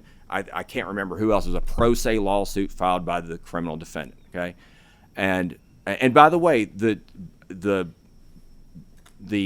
criminal defendant had very qualified counsel at all of this during all of these proceedings. So there were at least 3 times that they appeared back before the court before that occurred in order to try to figure out what the best outcome of this could be, given that the Commonwealth's attorney had entered into a plea agreement that could not be done legally, actually. The Right. plea agreement that was entered into by the Commonwealth's attorney was violated Right. the Yeah, law. I want to. No, you're doing a great job pointing it I'm out. trying to. You pointed out, and so did Judge Goodman. So when she said, when Judge Goodman indicated this is on page 4 of the opinion, she could enter a final judgment nunc pro tunc, although it would be quote held to be void because I couldn't do it as a matter of law, close quote. She did it anyway. Her testimony is, and she said this, and I think you agree. Just want to be fair. Just want to make sure I got it right. That was effectively to just hold serve and let the next person, because she had to recuse, and let the next judge come in and figure it out. Is that a fair way to articulate your position? She did that. I don't have the authority to do that, but I'm just going to hold serve and let the next judge come in. Well, I think the documents speak for themselves. Okay, she entered the judgment after the parties had tried to figure all of this out and what to do, and the defendant was objecting to withdrawing the plea. The defendant wanted the benefit of the bargain that the Commonwealth attorney had given him, An illegal bargain. that the Commonwealth attorney entered into. Okay. So and I get it. I think- presented to the court, and the Commonwealth attorney wanted out of it now, and so Judge Goodman is, how do I rectify this situation? And now that as you all can imagine, this is a very complex situation now that's been created by the illegal agreement entered into by the Commonwealth's attorney, and so how is she going to try to figure out how to rectify this as a judge, understanding the rights of the defendant, understanding that the Commonwealth has done this and entered into this agreement, and the defendant thought he was going to drug court. But he doesn't get the benefit of that now because the Commonwealth's trying to pull out of the agreement they entered into. So she's trying to figure out and they how have been do I reduced to an order. she's trying to figure out how do I rectify this situation. And now the defendant has sued her pro se in federal court. I think it was federal court. It might have been state, but I think it was federal court. And the judge is, how do I rectify this situation? And the easiest way to do it in order to get justice served on all parties was to enter the nunc-pro-tunc order and allow the next judge, who ended up being Justice Lucy Van Meter, to deal with the situation, who also herself ruled that she could not, now that the order was, she could not reverse that order as a matter of law. I also point out this. She couldn't reverse what order? She Judge did reverse- Goodman's order. She did reverse the order. No, She did she reverse. didn't. No, she didn't. No, she didn't. Yeah. She couldn't because the Commonwealth took it up on appeal rather than let the defense and the Commonwealth file a motion to set aside the order with Judge Van Meter. And if you read her opinion, she makes it clear that she wanted to, as did Judge Goodman, but the appeal we lost jurisdiction. Lost jurisdiction. Yeah. Yes. Right.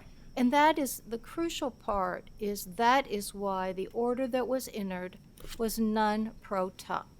Because at the time that the actual sentencing occurred and the guilty plea was taken, and the 3 different occasions where the Commonwealth came in and approved all of it, and 2 judges, Bunnell and Thurston, agreed to let him go to drug court, that's why it was non-pro-tunc, because at the time the sentencing truly occurred, all of the parties agreed it was appropriate. Okay, thank you, Judge. Yeah. But Any other questions? I have one more fact to add in there, Mr. Chair. On Jones?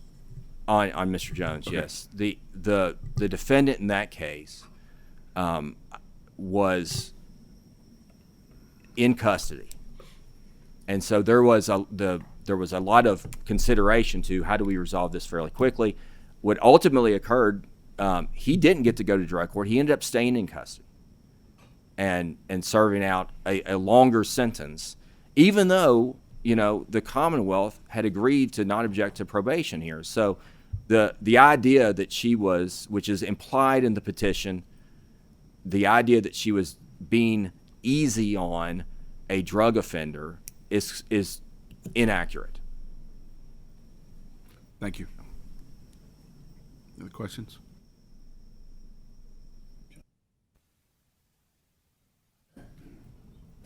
All right, thank you, Your Honor. Did you have something? Just a second, Mr. Chair.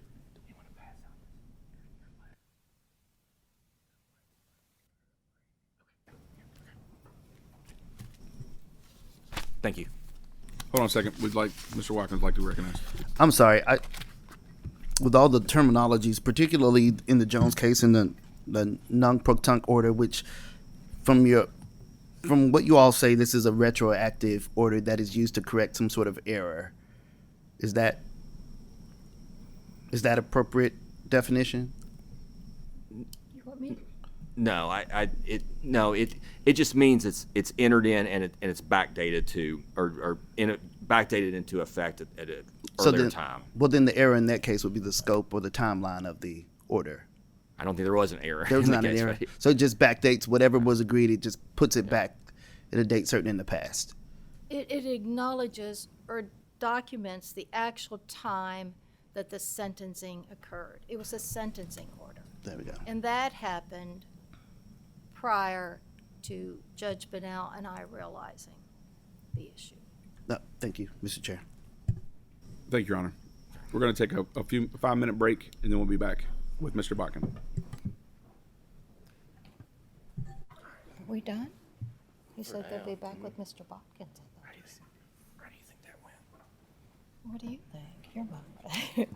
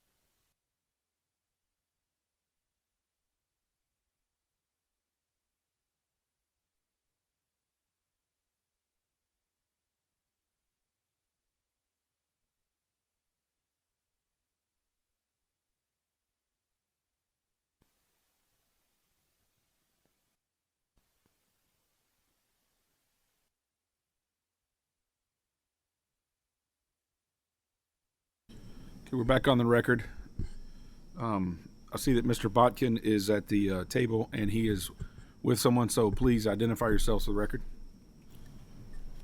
My name is Edwin Douglas Botkin, and this is my stepdaughter, Katie Gross. She's here with me today. Will Katie be giving any testimony? She'd prefer not to testify. Okay. if That's okay. Mr. Botkin, the rules require me to put you under oath. If you could raise your right hand, please. Thank you. Do you solemnly swear or affirm that the testimony you're about to give in the matter of the impeachment related to Judge Julie Goodman shall be the truth, the whole truth, and nothing but the truth? I do. You may proceed. First, we'd like to thank the committee for allowing us to come here and speak on behalf of my late wife, Tammy. My name is Doug Botkin. I'm a retired Air Force veteran, 32-year employee at Fayette County Schools. And if it's okay, I would like to tell you a little bit about my wife. Tammy was the youngest of four kids. She was by far the leader of the clan. She was the straw that stirred the drink and the rudder that steered the ship. Her passing has left a huge void in this family that has yet to be filled. We were married over 23 years, and in that time, I can't recall a crossword. She's the mother of 2 girls, a brand new grandmother of 2 baby boys. We were so looking forward to having those boys, in the family, and she FaceTimed with them every night when they weren't at our house. On July 3rd, 2020, she came in the bedroom, kissed me on the cheek, as she always did, and said, "I'll be right back." That was the last thing she ever said to me. I'll be right back. Shortly after 7 a.m. that morning, my phone started to go off, and it was her colleagues at work. They were worried because she hadn't arrived yet. I told Lisa, her co-worker, not that she probably was stuck in traffic or got sidetracked. I tried to call her and I got no answer. Now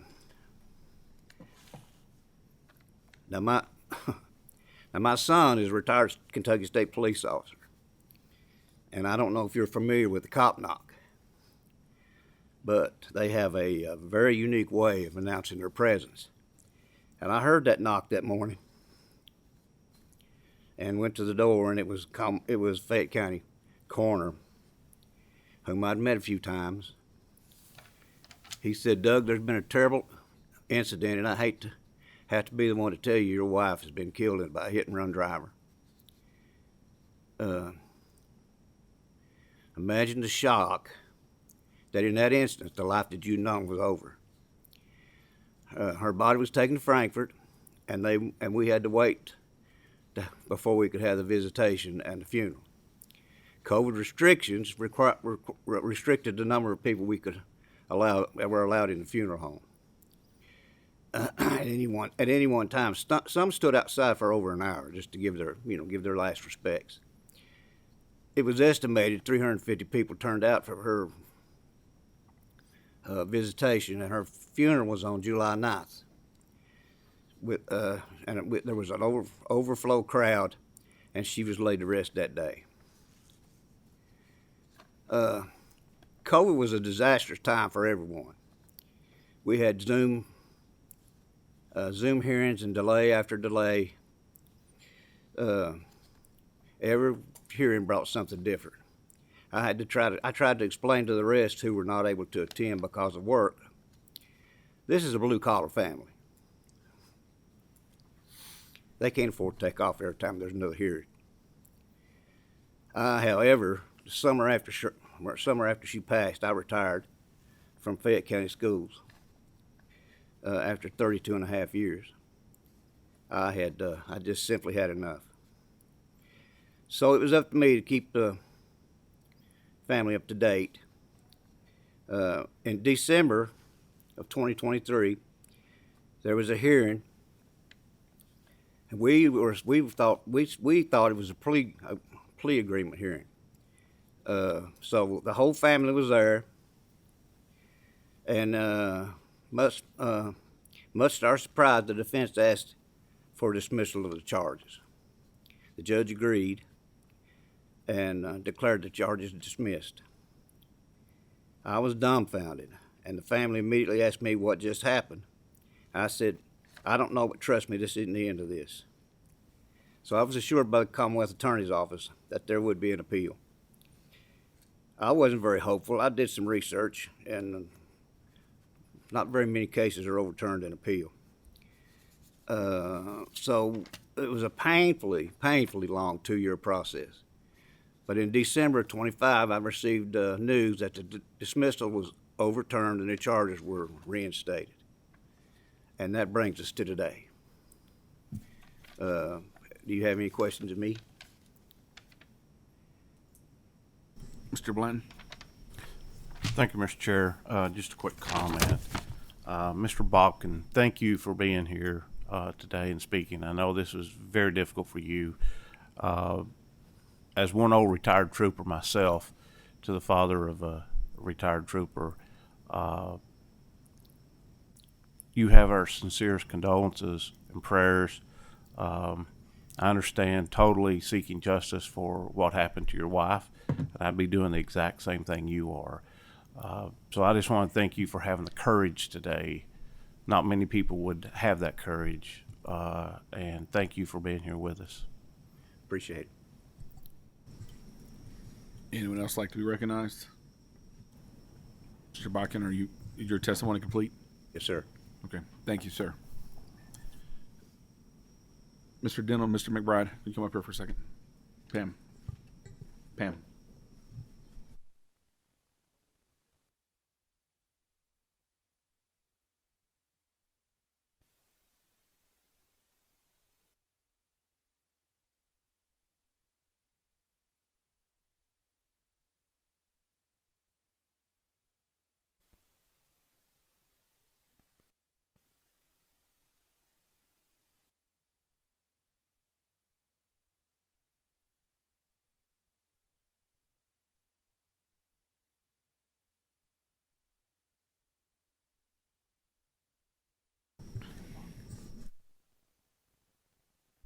Thank you, Mr. Bakken. You can leave the room if you like to. Thank you. Ms. Baird, if you're prepared, you can come to the table, please.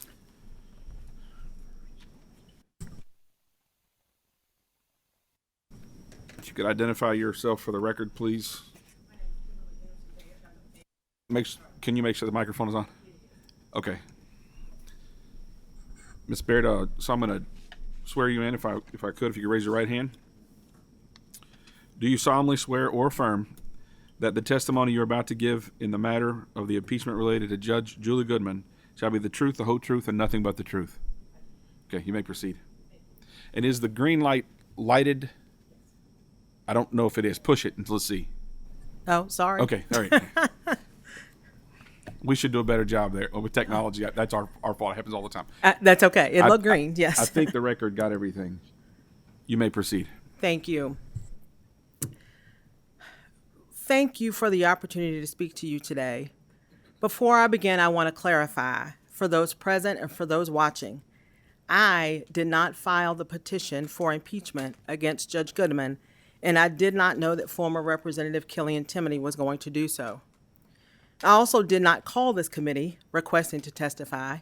I was called, and I was asked for my thoughts, and then I was asked if I would testify. I submitted a letter to this committee, condensed to 11 pages, along with some supporting documentation, also condensed, explaining my thoughts about impeachment in general, as well as the sheer disrespect my office experiences by her words and her judicial actions that drives her rulings contrary to case law. I hope you all have read or will read the letter as you consider your decision in this matter. To be honest, I understand the concern and potential danger in allowing this legislative body to decide whether an official elected by the people should be removed from office. Political animus, favoritisms, dislike for how another person operates in their office, and any other gamesmanship should never be used to decide someone's political, financial fate and livelihood. But the fact that impeachment is a rare occurrence should continue to highlight the high bar set to move forward with impeachment of an elected official. I do not want anyone to think my words today are based on a dislike of her rulings, of her personally. There are 4 other circuit court judges that rule against us, and I'm not here testifying about them.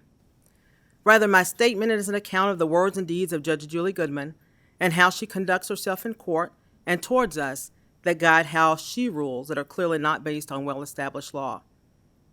I've recently become aware of a letter signed by many people expressing concern about this body moving forward with impeachment proceedings, and I believe a majority of those are defense attorneys whose clients benefit from her rulings and do not get publicly harassed and humiliated in court. All parties are to be treated fairly and respectfully in court, not just the defense side. The cumulative effect of her behavior and animus towards the office of the Commonwealth's attorney and often to victims of crime is a violation of the trust and that the public instilled in her to rule competently, according to the law, to act humbly, and to treat all parties, the defendant and his attorney, the Commonwealth, and the victim with dignity and respect. In response to her attorney's lawsuit stating that I am prohibited by the Supreme Court rules of professional conduct from making extrajudicial statements that will be disseminated and have a substantial likelihood of material or prejudicing an adjudicative proceeding or heightening public condemnation of the accused, I am not. My remarks today and the materials I provided are not arguing the merits of a pending case, but rather come directly from her public rulings and from her public comments in court. Judge Goodman does not seem to understand that, 1, when she speaks in open court and writes opinions that are placed in the open record, her comments are in fact public. And 2, she is bound by those same Supreme Court rules that she cited. And when she puts in an opinion that she has conducted her own side research and expressed her own opinion that my office engages in selective prosecution and prosecutorial misconduct, or regularly states in open court that we need to clean up our mess, or we go after the low-hanging fruit when prosecuting people, or commenting that a prosecutor who had recently remarried that she changes names more than she changes jobs, she is in fact violating the very rules she cites, damaging our reputation and our ability to effectively prosecute cases and enforce the rights of victims, and materially prejudicing any adjudicative proceeding we present to her.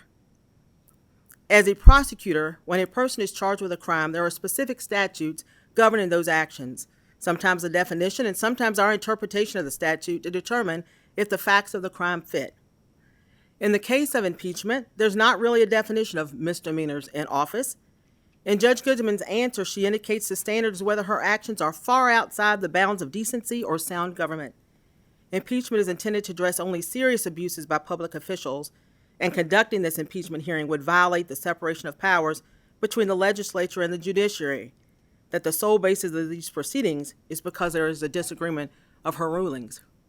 The irony of her argument is that she violates both of the very canons she claims I cannot breach and oversteps in leaps and bounds the separation of powers between the judiciary and the executive branch, specifically my office.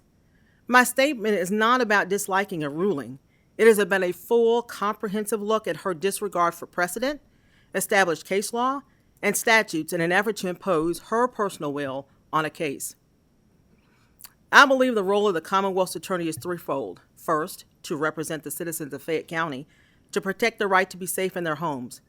Second, to protect the rights of victims according to the Victim Bill of Rights found in the Kentucky Revised Statutes and in the Kentucky Constitution under Marsy's Law. And third, to protect the rights of defendants. For anyone who sits in Judge Goodman's court for even a short time, she exhibits a clear slant towards the defendant. First, she takes issues with charges that are returned by the grand jury. A police officer makes an arrest. The case begins in district court. On felony cases, the district court judge makes a probable cause determination as to whether the case should be transferred to circuit court. Our office is required by law to present every case to the grand jury unless the defendant waives that right. During jury orientation each month, the grand jury is instructed by the judge, including Judge Goodman, that they are the gatekeeper between the Commonwealth and the accused. Their decisions are independent, after hearing evidence in the case to establish sufficient competent evidence, probable cause, for a case to proceed through the judicial system.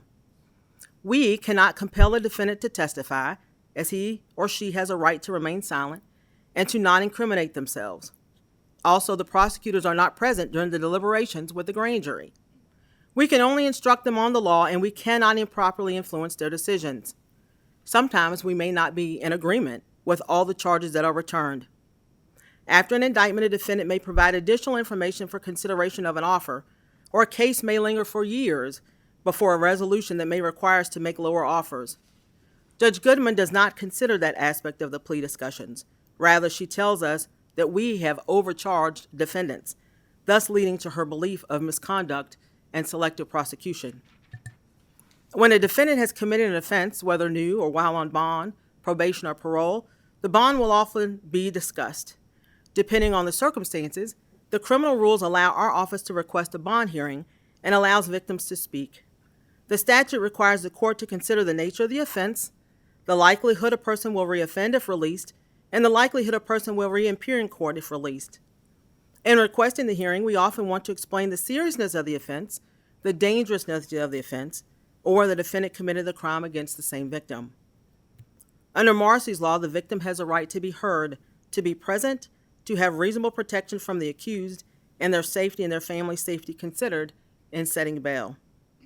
There are numerous hearings where the judge argues we are not following the law when presenting that information to her, as she is not supposed to consider it, that she does not want to hear the testimony from officers regarding the facts of a case to show the dangers of the defendant's actions, or sometimes not even the victim and their safety concerns. Another requirement of Marcy's law is that the victim can request that our office enforce their rights on their behalf. Despite that constitutional mandate, she has said she will not take what we say to heart when we're letting the court know the victim's wishes for a resolution or incorporate that into our plea agreement. She told us it ruins our credibility and that we don't understand our role as the Commonwealth's attorney. Another right victims has is to have restitution paid to them in full in order to try to make a victim whole for the actions the defendant has committed, and a person is to stay on probation and parole until it is paid. Before a defendant enters a guilty plea, we are required to provide that amount. Even when a defendant agrees on the amount, she will extensively question the restitution and sometimes requires to prove to her how the amount was derived, even demanding that a victim appear in court to explain how the defendant is responsible. While she claims she is required to do that under the law, she has regularly stated that she has an issue with ordering restitution, especially if it is a company like Walmart, and takes high issue with defendants who return to her court for probation review for restitution, blaming the Commonwealth for keeping a defendant returning to court to make payments, creating a mess in her words, regularly expressing that she does not want the court to be a debt collector, and suggesting victims and businesses sue people civilly rather than obtaining restitution when a person is stolen from them. So her questioning is not to follow the law, rather to express her displeasure as the requirements of awarding restitution. Now, as I said in my letter, we have to deal with cases much differently in her division. We have to talk to victims about what to expect from her and any ruling that may come up, which usually will be against us. And we try to resolve those cases to take away as many rulings from her as we can. She disagrees with how my office handles cases, not because the result is illegal, but because she wants the cases to be handled differently and thinks our office should agree. Give just a few examples of what we endure on a weekly basis when we have cases before her. I do so to show that her bias permeates the rulings she makes. There were 5 criminal cases that were the subject of the petition. In my letter, I responded to her justification of some of those rulings. I could only hear bits and pieces of the testimony as this body listened to her responses. One of them was Commonwealth versus Jones, and you have heard about how that sentencing happened, the charge of trafficking in fentanyl, which was not eligible for probation, but he was initially probated anyway. But let me make it very clear, as I was hearing part of trying to undo the Commonwealth's plea agreement, and it's the Commonwealth's fault. The Commonwealth did not enter an plea agreement with him for him to go to drug court. How those pleas work is we will recommend a term of years, and we will either say no position or we will maybe oppose probation. And that's it. The ultimate sentencing is up to Judge Goodman, whether to probate him, whether to send him to prison, whether to put him in drug court. So there was not a plea agreement for the Commonwealth to send him to drug court that she had to undo and the mess she claims we made. That is absolutely incorrect. So then when we were notified, I believe by the drug court judge, we filed a motion to resentence to amend the prior order. She indicated she was entering it basically Ms. Baird, real Yes. quickly, who was the drug court judge? Do you know? Was it Judge Goodman? Judge Bunnell. Okay, it was a different judge. It was a different judge. Thank so you. when they sent to drug court, they go to a different judge who handled it. Understand. May proceed. Yes. So then she entered it retroactively, stating she knew the Commonwealth would appeal, as her order was void as a matter of law, but she entered it anyway. Now, what she should have done was said, my apologies, I cannot sentence you to drug court. I cannot sentence you to probation. Under the law, as I'm required to follow, you must be sent to prison. But she did not. And still today blames us for not objecting. We may take a position, but she is not bound by what we say. In Commonwealth versus Hendren, that I also responded to, that was mentioned in the petition, where a jury convicted the defendant of murder for shooting and killing his son, and they recommended a life sentence. The defense filed a motion to set aside the verdict. In her order, Judge Goodman alleged errors made by the prosecutor who tried the case as a basis to set aside the murder conviction. But the Court of Appeals reversed the order, saying, quote, the circuit court not only ignored the law on this matter, but also impermissibly encroached on the province of the jury as fact finder of fact, when she engaged in an independent review of the case in contravention of our jury system. And then the most egregious ruling was in Commonwealth versus Cornell Thomas, which has been the one that we have been discussing today, who was charged with murder for driving 96 miles an hour down a busy road, got into a turn lane, and ran a red light, cutting the victim's car and her in half. The defendant filed a motion to dismiss because a doctor from the State Psychiatric Center indicated that the defendant may have suffered a substance abuse-induced psychotic break when he killed the victim, Tammy Botkin. When the drug test only revealed a small amount of marijuana in his system, the doctor again said that the symptoms the defendant experienced were most likely substance abuse-induced rather than a mental illness based on his experience of how those symptoms manifest. Judge Goodman did not accept this diagnosis in full. She believed the doctor's opinion that he had a psychotic break, but chose to disregard his opinion, his 30 years of experience opinion, as to the cause of that break. Judge Goodman then demanded of us that we explain how we intended to prove the case against him, as she thought it was a tragic accident, rather than following the law, which clearly states that it is a jury decision as to whether the defendant was criminally responsible and whether to believe the doctor. She then told the parties that she conducted research and found she could dismiss a case based on prosecutorial misconduct. Criminal Rule 5.10 states that no indictment shall be quashed or judgment of conviction reversed on the ground that there was not sufficient evidence before the grand jury to support the indictment. This was not an argument raised by the defense, and no evidentiary hearing was conducted based on an allegation of such. Rather, she conducted her own fact-finding expedition and looked for any irregularities in the presentation of the case to the grand jury. She determined there was misconduct for not presenting exculpatory evidence to the grand jury, despite there is no law that supports that, or for not clarifying statements made by the investigator, and then determined there was sufficient evidence of prosecutorial misconduct in order to dismiss the indictment. She then decided, again, not an argument brought up by the defendant, but on her own, to find yet another reason to justify dismissing the indictment. She became her own witness and stated her belief that my office engages in selective prosecution and discriminatory practices, and used unvetted and out-of-context statistics from the Department of Public Advocacy to confirm her long-held belief regarding how the Commonwealth's attorney operates. As further proof in her mind of selective prosecution, she mentioned one other case in her division where the defendant was white and was charged with manslaughter second degree. There was no sound legal principles or case law that supported what she wrote in her opinion.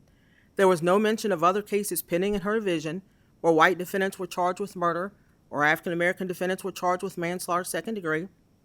She did not discuss the facts of those cases to distinguish them from each other. Her actions amounted to judicial ambush, according to the Court of Appeals. As the Court of Appeals addressed each argument the court made in a 108-page opinion, it said the fallacies the trial court embraced were legion. Quote, a hallmark of the trial court's adjudication is finding authority where none exists.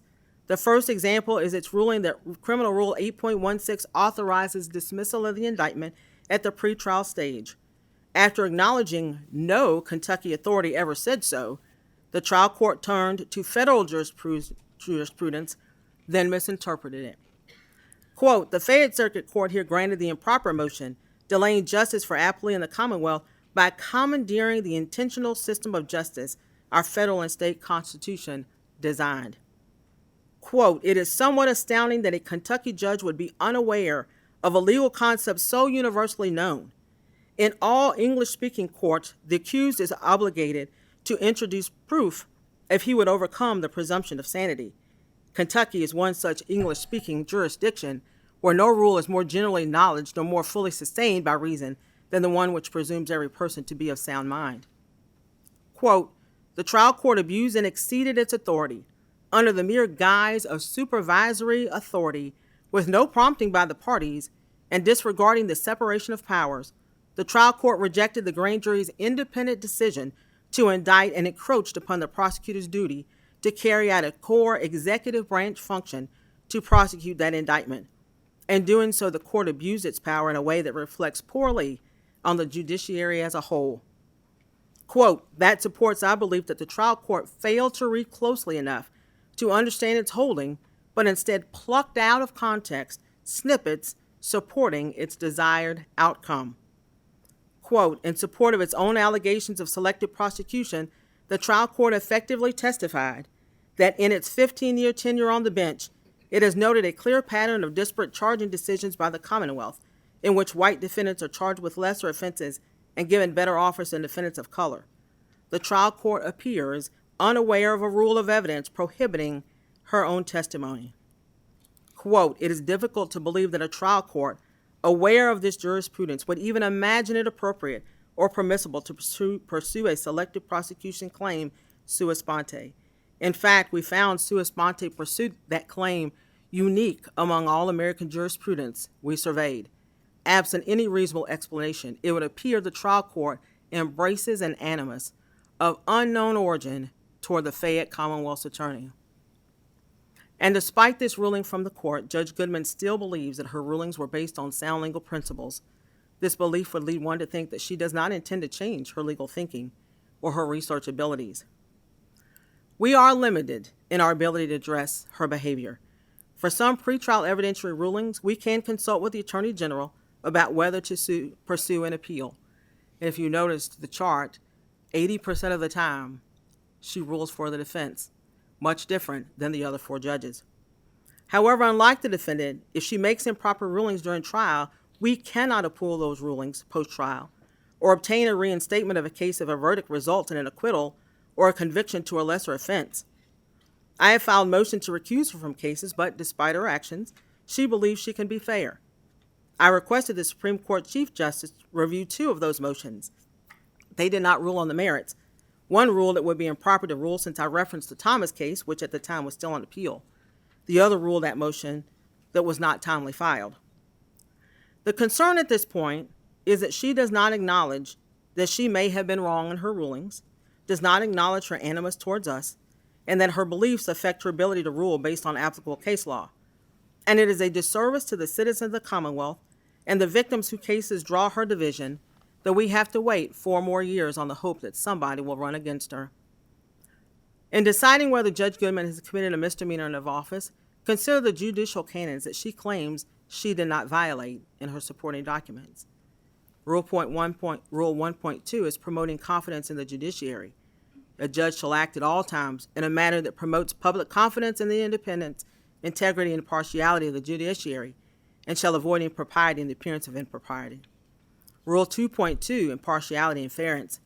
A judge shall uphold and applaud the law and shall perform all duties of judicial office fairly and impartially. To ensure impartiality and fairness to all parties, a judge must be objective and open-minded.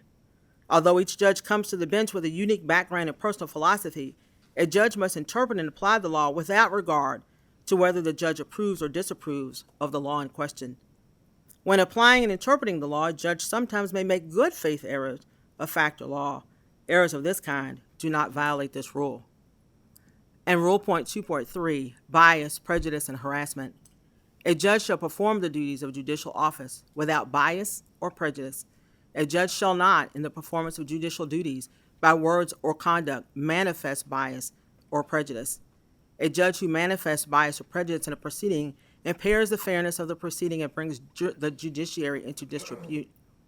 Even facial expressions and body language can convey to parties and lawyers in the proceeding, jurors, the media, and others an appearance of bias or prejudice. A judge must avoid conduct that may reasonably be perceived as prejudiced or biased. Many of the staff from my office and police officers who work with these cases with us are here behind me as a show of support. Many of my colleagues who are unable to come here are watching online. And they understand that I would not be here unless I felt the need to do so. These attorneys and officers are not perfect. They work hard and receive their law degree the same as Judge Goodman. I too have a law degree, have worked in my office for nearly 30 years, and I am an elected official, the same as Judge Goodman. We as officers of the court, and these police officers come before the court and the public, deserve and demand that she rule based on the law, regardless of how she feels about the law, how she feels about a case and its resolution, and how she feels about us. This impeachment is not just about the few cases put in the petition or our disagreement about how she ruled, but it is a cumulative review of Judge Goodman's behavior on the bench, showing there is a true appearance of partiality and no public confidence in the integrity of the judicial process for this office or any victims that come before her. That trust and confidence cannot be restored. Thank you. Thank you, Ms. Baird. Recognize Mr. Blanton. Thank you, Mr. Chairman. Right here, Ms. Baird. Hello. Thank you. Thank you for being here for your testimonies today. Really appreciate it. I did take some time to read through your letter and your materials that you sent to us last week. I'm a retired KSP trooper, spent many years as a detective as well with the agency. So there was one part in your written statement that jumped out at me when I read it. And that was the part where you talked about motions to suppress evidence in criminal cases. Do you have your letter in front of you? I do. Okay, thank you. And so I've been a witness to several of these suppression hearings over the years, as you have as well. Mm-hmm. But some of my colleagues may not understand what a suppression hearing is, so I'm going to go through a series of questions real quick to kind of set the stage, basically very basics about what a suppression hearing is, okay? So in a criminal proceeding before the actual trial occurs, sometimes the defendant and his attorney will argue that some piece of evidence that the prosecutor intends to use in the upcoming trial should be excluded from what will be presented to the jury. Is that correct? That's correct. Okay, thank you.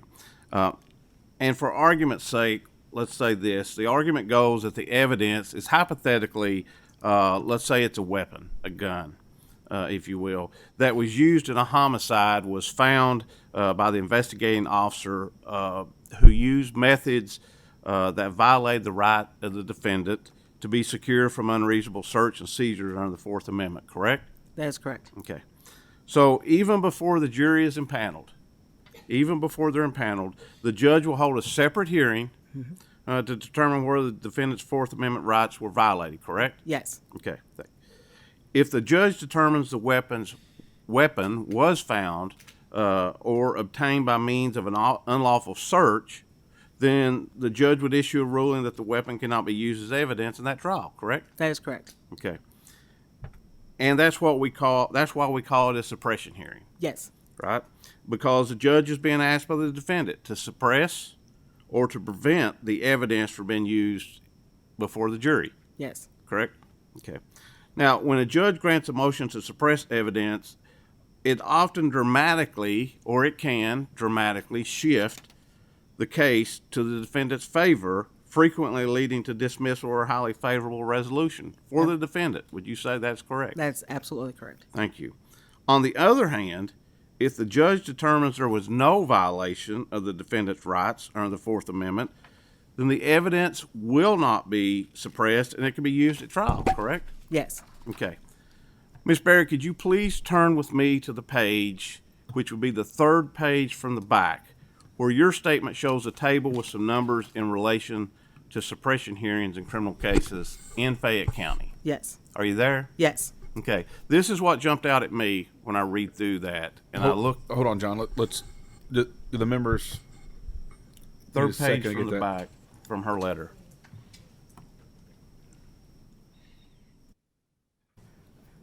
Okay, go ahead. Thank you. There is a. And I realized actually that I have, it says the same thing, I can probably remember it, but I have a newer version of the letter that you have that I don't have. But Okay. I think I can say the same thing. Okay. Hold on. I'll make sure there's no. Can you make sure she has a copy of this? The witness has a copy. Just to make sure we're speaking from the exact same documents, Ms. Baird. Perfect. Roberta, could you give her the whole packet, please?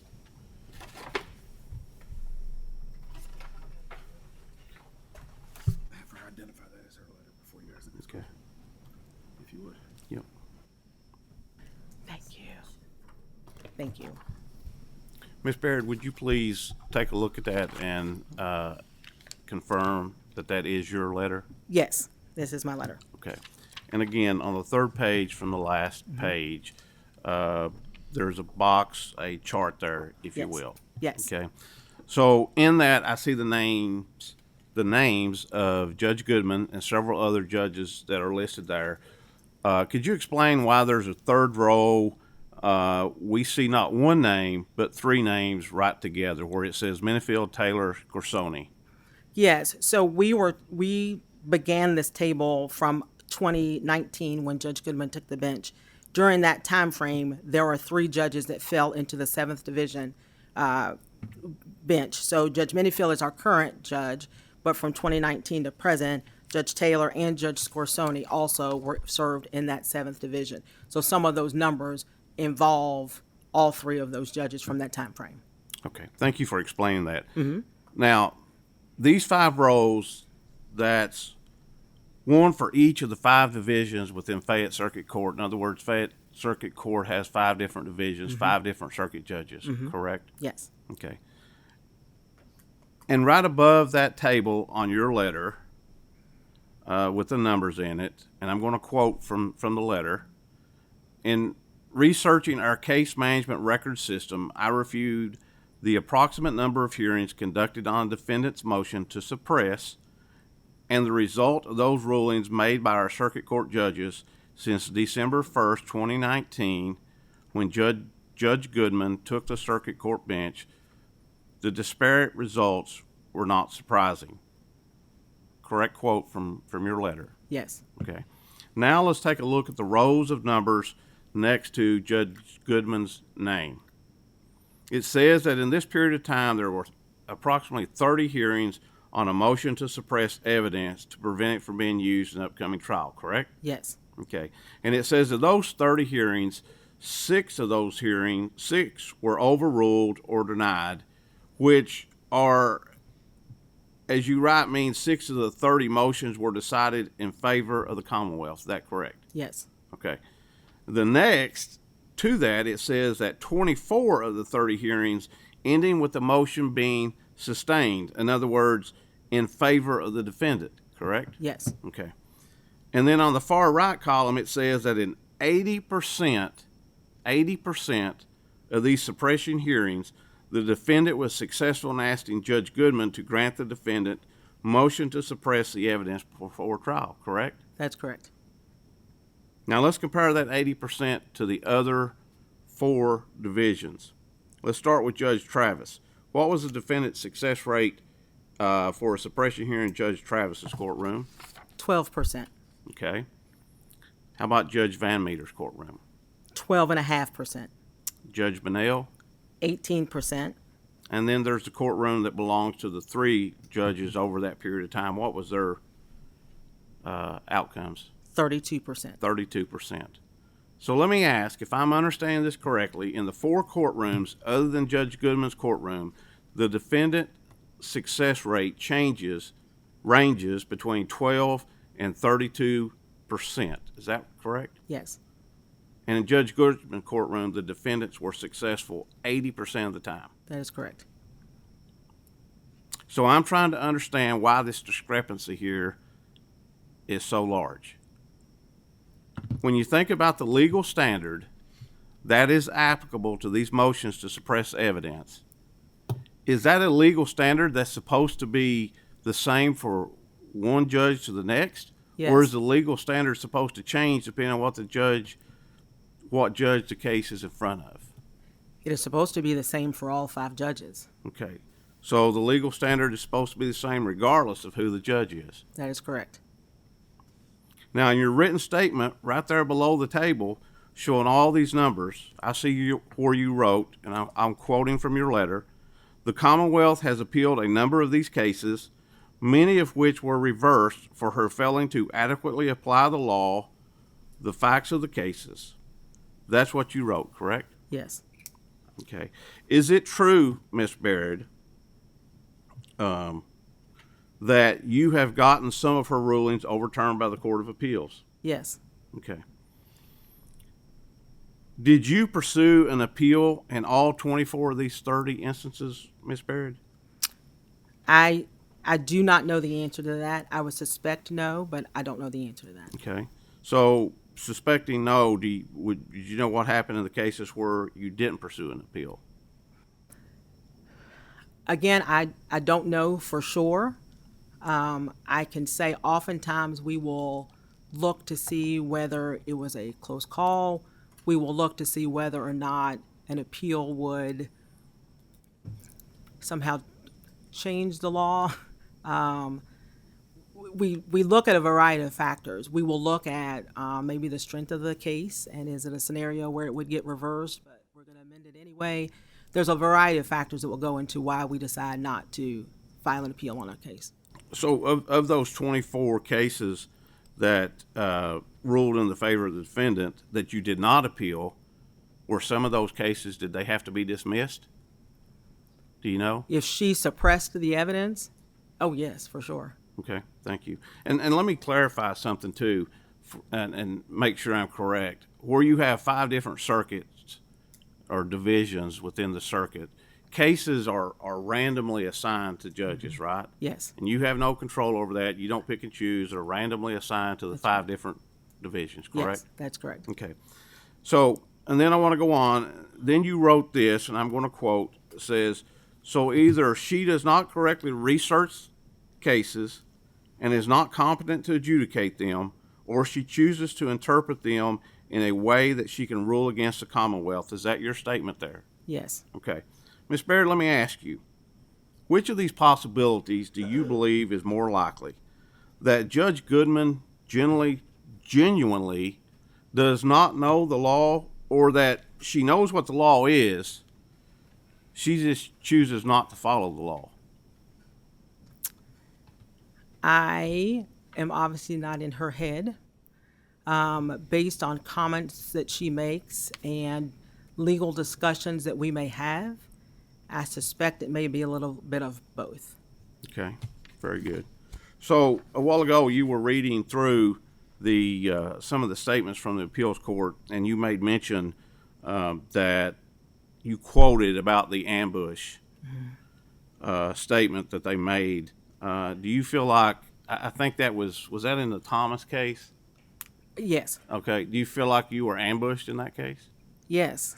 Do you feel like you've been ambushed by the judge in other cases? Yes. Okay, very good.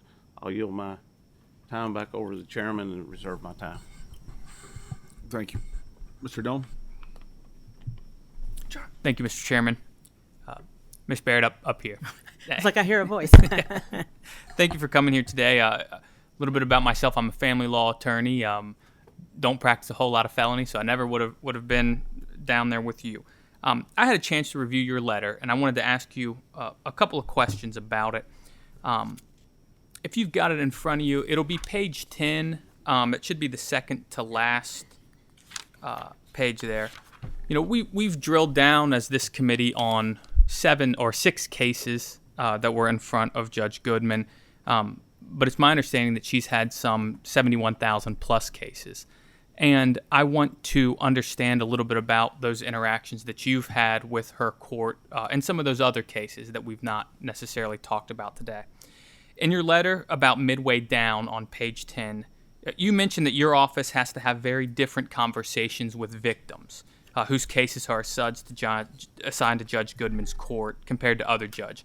Can you describe what those differences typically involve and provide some examples of your experience?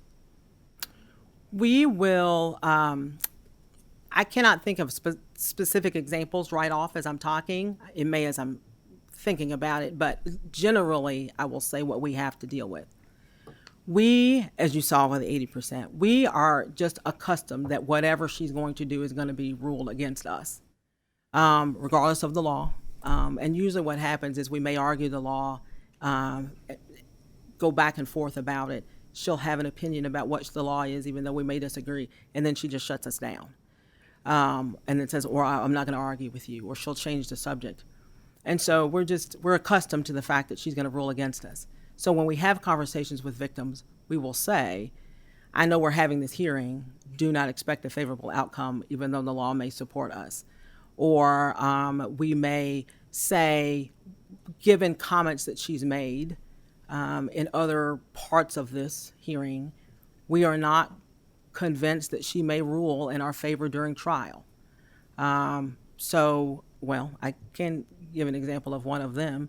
And it will be very limited because it is still pending. But it was a domestic violence scenario, the husband and the girlfriend, where the son had intervened and was shot and killed. Her comment was, in arguing bond reduction, well, the victim chose to stay, the mom chose to stay, to leave her kids in that situation. She chose to stay in that domestic violence situation.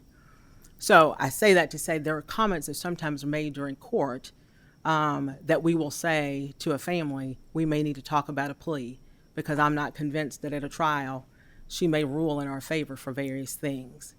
That happens regularly, whether we do a mediation or where we offer different plea offers, but we have to have conversations with our victims in that regard. And of course, they are already in a scenario where they are coming through the system very traumatized for the death of a loved one or whatever. Sometimes it's rape cases, sometimes it's other cases. But then when we tell them, you may not get a favorable ruling from the judge, it kind of traumatizes them even more. Thank you for that. And I want to continue down that page 10, your next sentence. How has Judge Goodman's pattern of adverse rulings and comments influenced the way your office, and to quote you, extends plea offers differently in her division? Or can you give me an instance where that adjustment was necessary? Again, right off the top of my head, I can't say that, but we will, as I said in my statements today, sometimes things will come out of the grand jury. We may or may not agree with them, but things will come out of the grand jury. But given how we know that she operates, we may make a lower offer for that particular defendant. We may change some of the terms where we may say we're going to do agreement by restitution, for example, agreeing to this amount by restitution because we know what she's going to say about whether or not that person is required to pay it. There are things like that we will change in terms of the offer in her division. Would you say that often requires you to give a defendant a more lenient term just because you believe that you're not going to have much success in that court? Oftentimes, to indicate, because on a plea she will generally accept it, not without some heartburn, but she will generally accept it. going to trial, we cannot control the rulings that she makes. And so if she makes rulings that get us into a particular way, it may end up causing a not guilty or causing a lower charge that we cannot appeal from. So yes, we will sometimes have to do things differently because of that particular reason.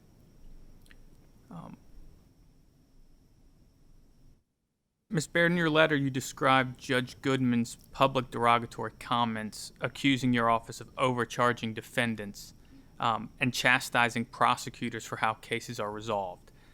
Do these comments and her related rulings lead to more lenient deals for those defendants? And does that impact the public trust that the court may, or that the public may have in that court and your ability to prosecute?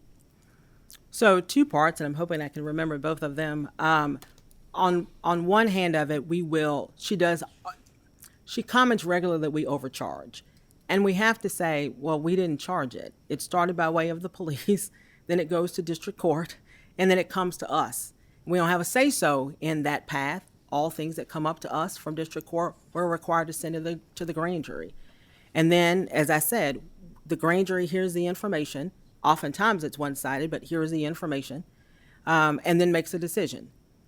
Well, after that, we then have conversations with the defendant and his attorney. And then sometimes they will give us information that may cause us to amend an offer. Well, she doesn't ask us about that. She doesn't listen to any of that. It's immediately, I'm hearing all these misdemeanors, and are you concerned that you've charged this person and now they have a felony on their record? And so she doesn't get past that. Like, we try to explain it, she just doesn't get past it. So then she'll argue that somehow we've overcharged and now we've got this felony on their record. The public, there are certain rules that as a judge you need to listen to. As I said in the canons, you need to be open-minded. You need to listen. You need to not show any kind of bias or partiality. But immediately and publicly, she's alleging that we're doing something illegal. We did have one case where a person came in, we had him indicted on a particular name. He was released on bond and got picked up under a different name.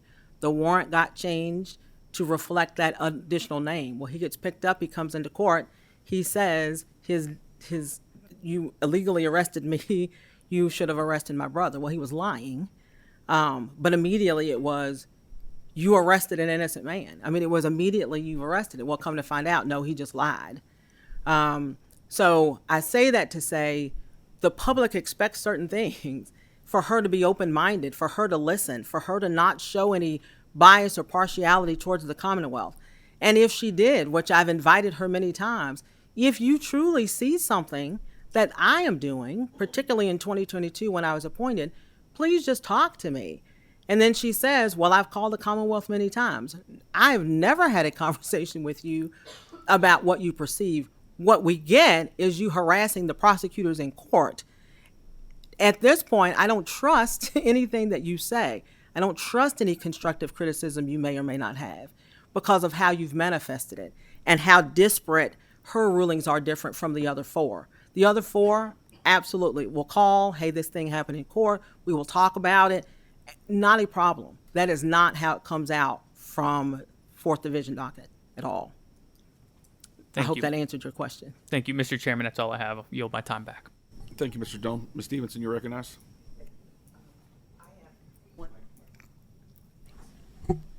One question. On your chart,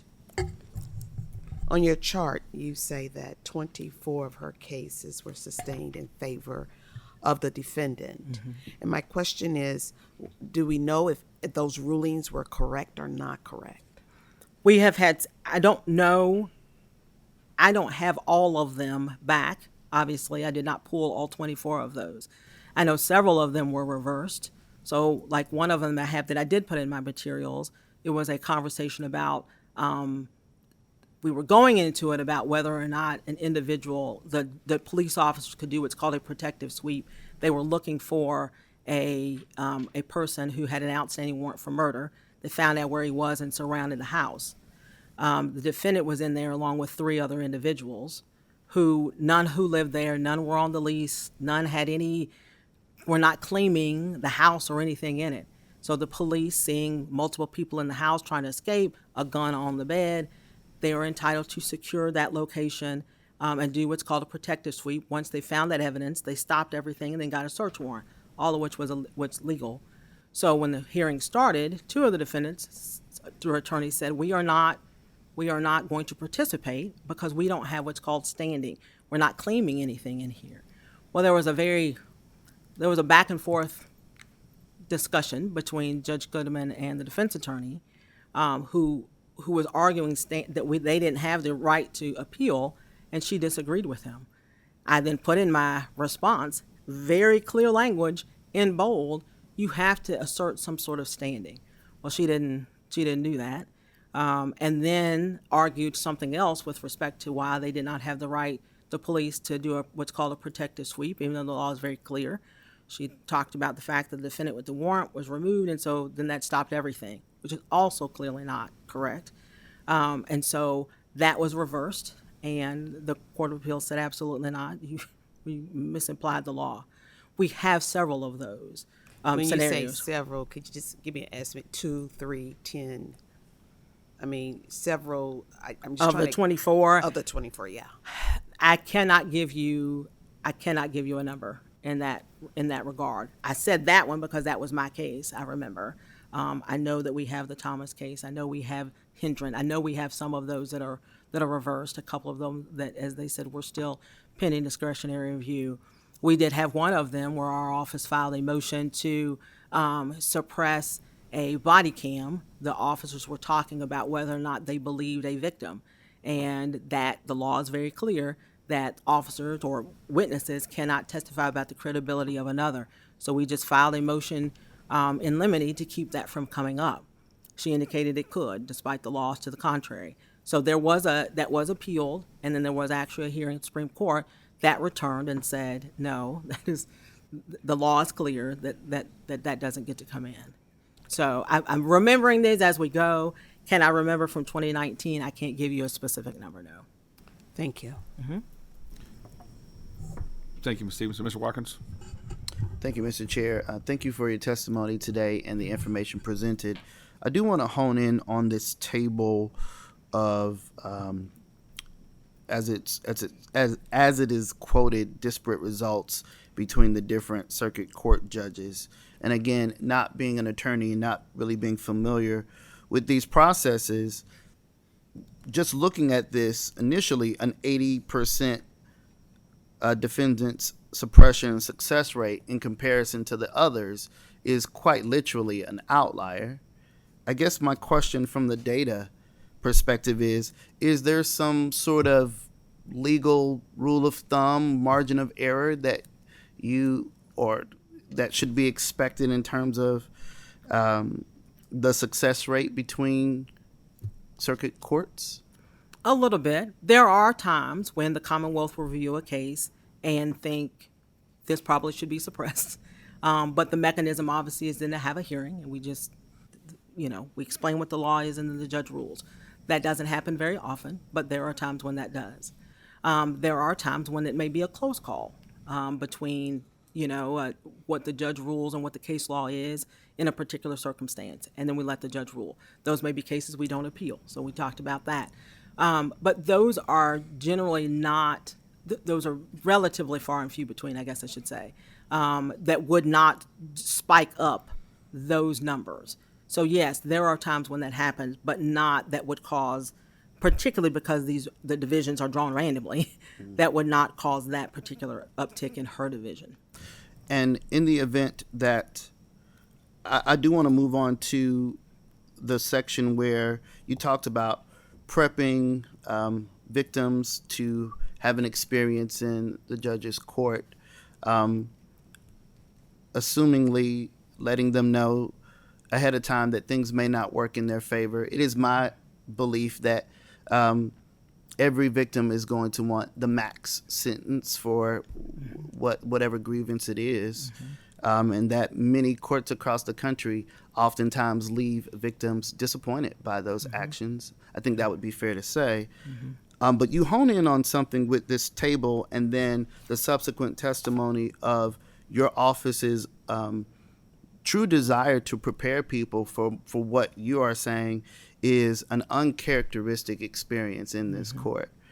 And while you may not have specifics today because things are in legal limbo, do you have or could you compile data that says of these hearings held, our office has prepped a certain percentage of these people and the outcome that we anticipated actually manifested?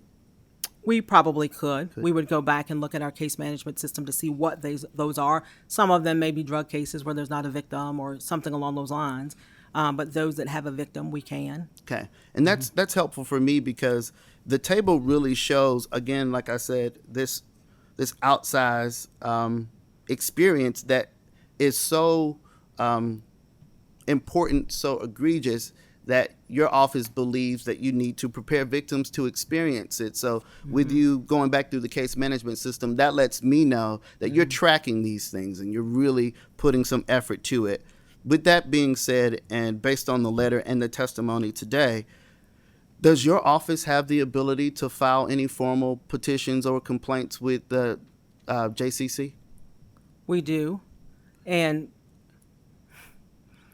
so I started to file one back when the initial order came out in Thomas, where she dismissed it and put her comments in the record. But I initially just started filing motions to recuse in her division. And then the very first one, it took a few months to get going as she was getting others to weigh in.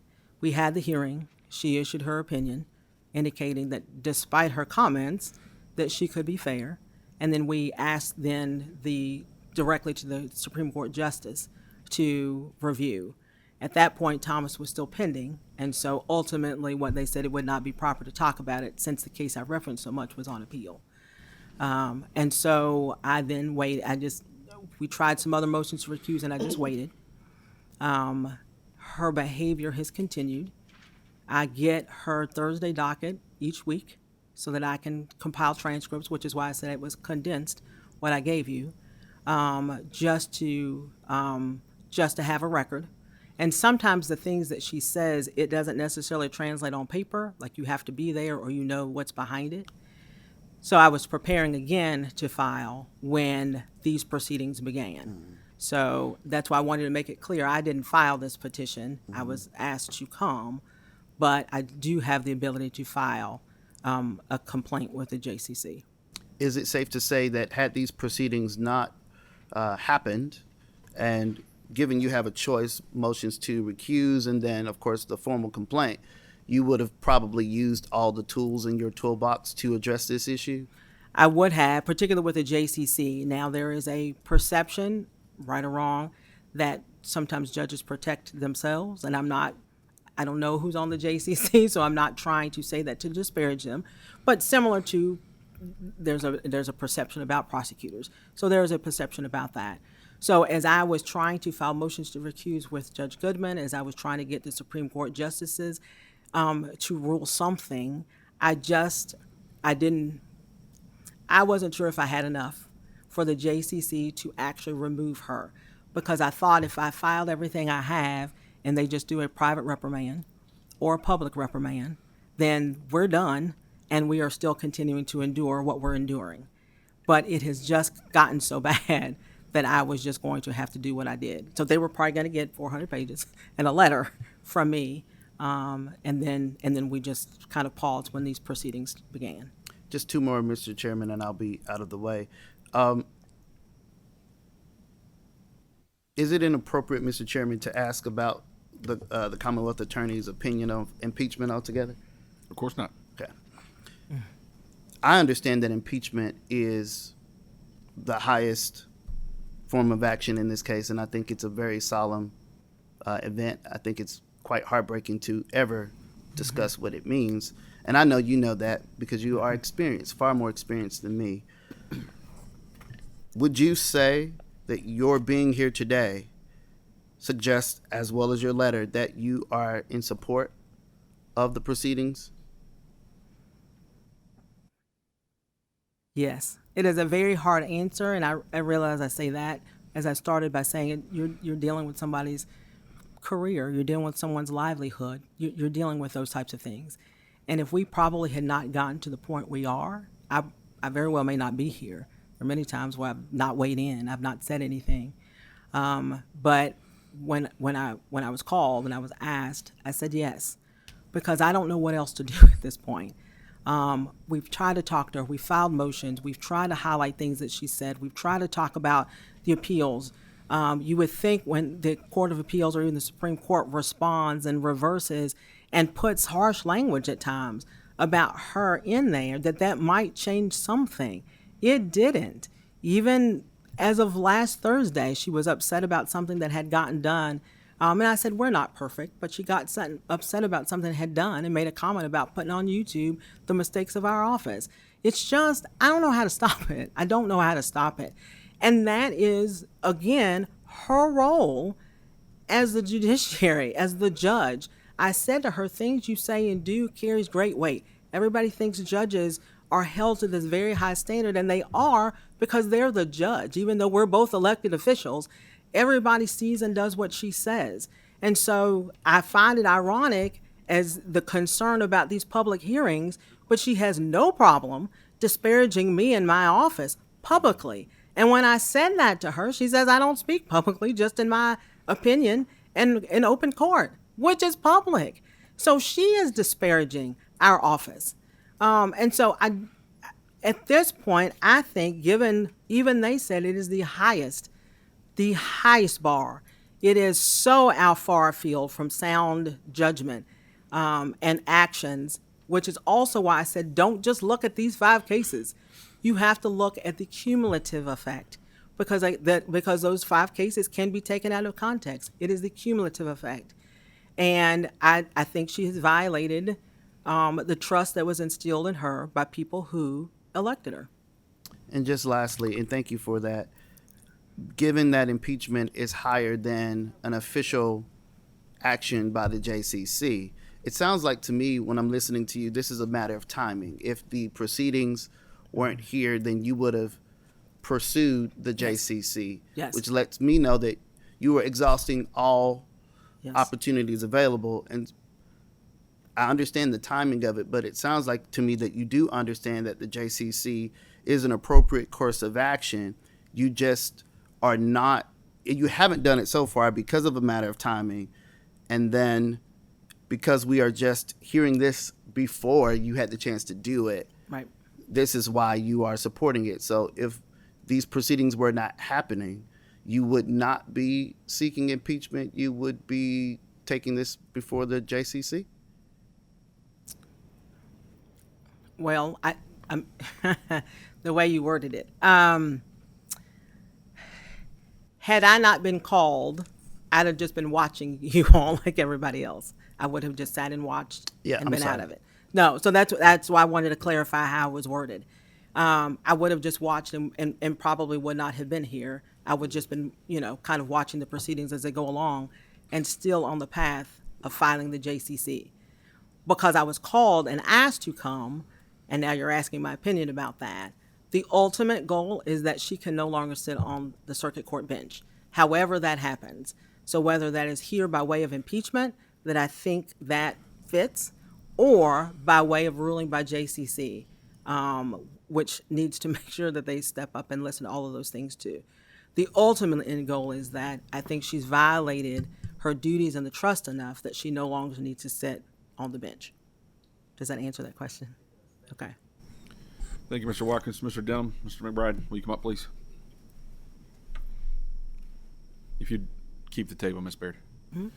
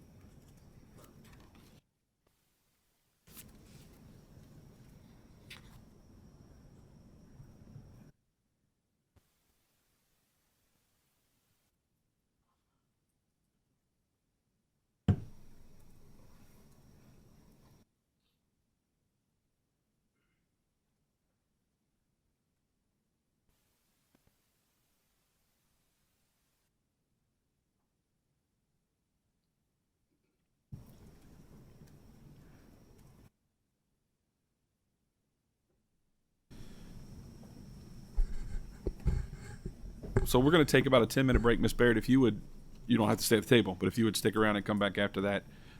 I have just a few questions, but I need to take a quick break. And then once you're completed, we will not have another break. Judge Goodman, if she wants to, can come back to the table, and then we will, she'll, whatever she wants to say, and then we'll have any particular potential questions for her. So we're going to take about 10 minutes right now. Thank Thanks. you.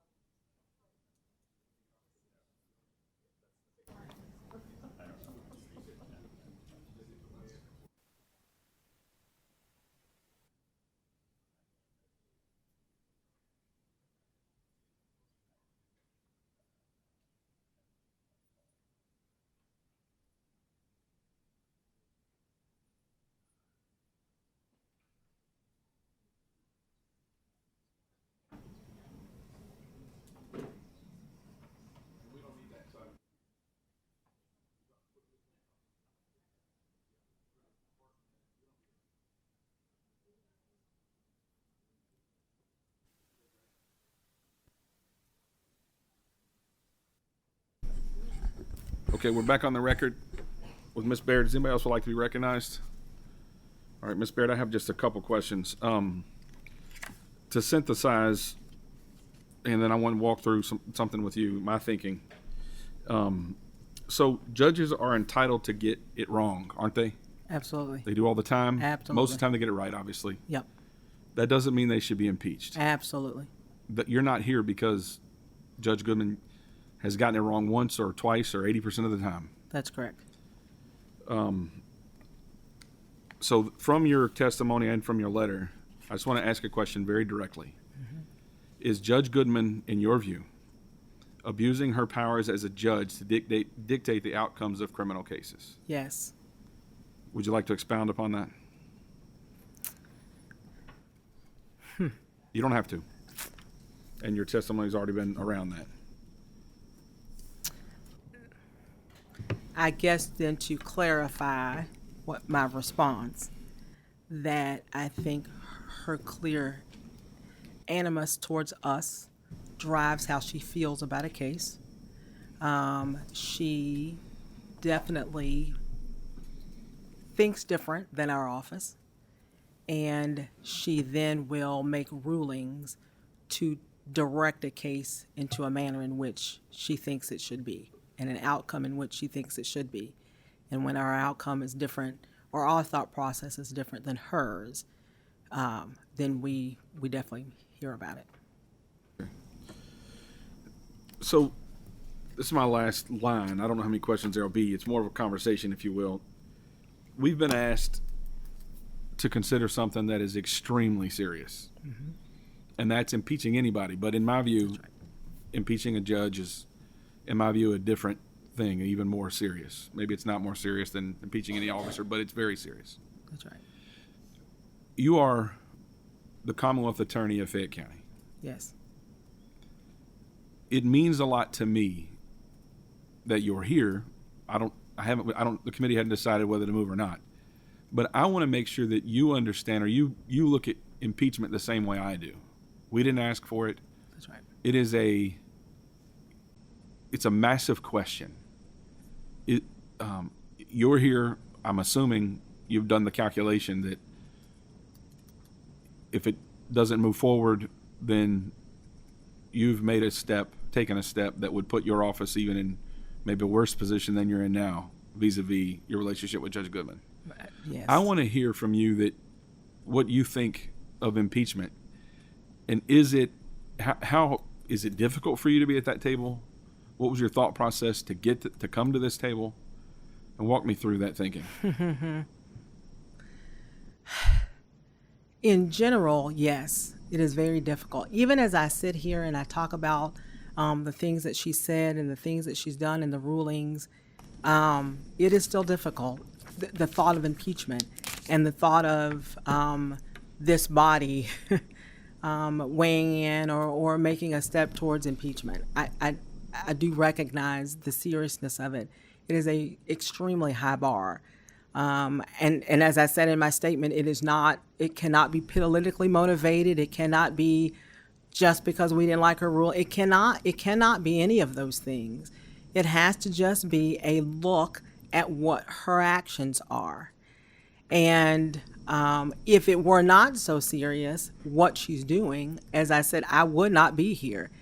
I didn't call to say, let me testify. I didn't file the petition. I didn't even know he was filing the petition. I did not take that step because I recognize how serious it is.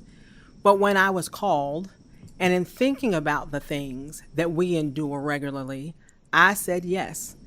And I recognize that things very well may get worse. How it can be, I don't know, but it can get worse in her division. But if you strip all of that part away and you think about what an elected official is supposed to do and the responsibility that they have to the public and to the citizens of this Commonwealth, not just to the defendant, but to all citizens of the Commonwealth, if she is violating that, if she is putting her own thought processes and her own opinions into how she's ruling, which is then altering how the adversarial process is supposed to go, then that's a problem. And if one is not willing to acknowledge that, if one is willing to say it's everybody else's fault, but I'm fine and sound in my legal arguments, even though you've been reversed and publicly told you are messing this up, and you're not willing to acknowledge that, if you're not willing to acknowledge the bias that you have that then still continues to drive you, then again, you are violating the public trust. You are violating what the elected, what the citizens of the Commonwealth put you in office to do. And then to just say, well, you were elected and let's just hang out for 4 more years on the thought that somebody might run against you. And I might point out, generally circuit court judges run unopposed. That's just not fair. That's just not fair to the Commonwealth. It's not fair to the citizens. It's not fair to anybody that comes before her division. And so in asking my thoughts about this, yes, it's uncomfortable, but I came because I thought it needed to be done. I am the Commonwealth. I represent the citizens. And if I don't think that the citizens are being served correctly, then I think I need to speak up. And you're speaking up, and you're thinking, your request is, as you said in your letter and a couple of times here, that Judge Goodman ought to be impeached. Yes. Thank you, Ms. Baird. See nobody else, we'll release you. Thank you very much. You Thank can you. stay if you like. We'll have Judge Goodman come back to the table if she'd like to with her counsel. And these are your materials. That's just a copy of the letter and all your attachments. But yeah, you can leave that. Your Honor.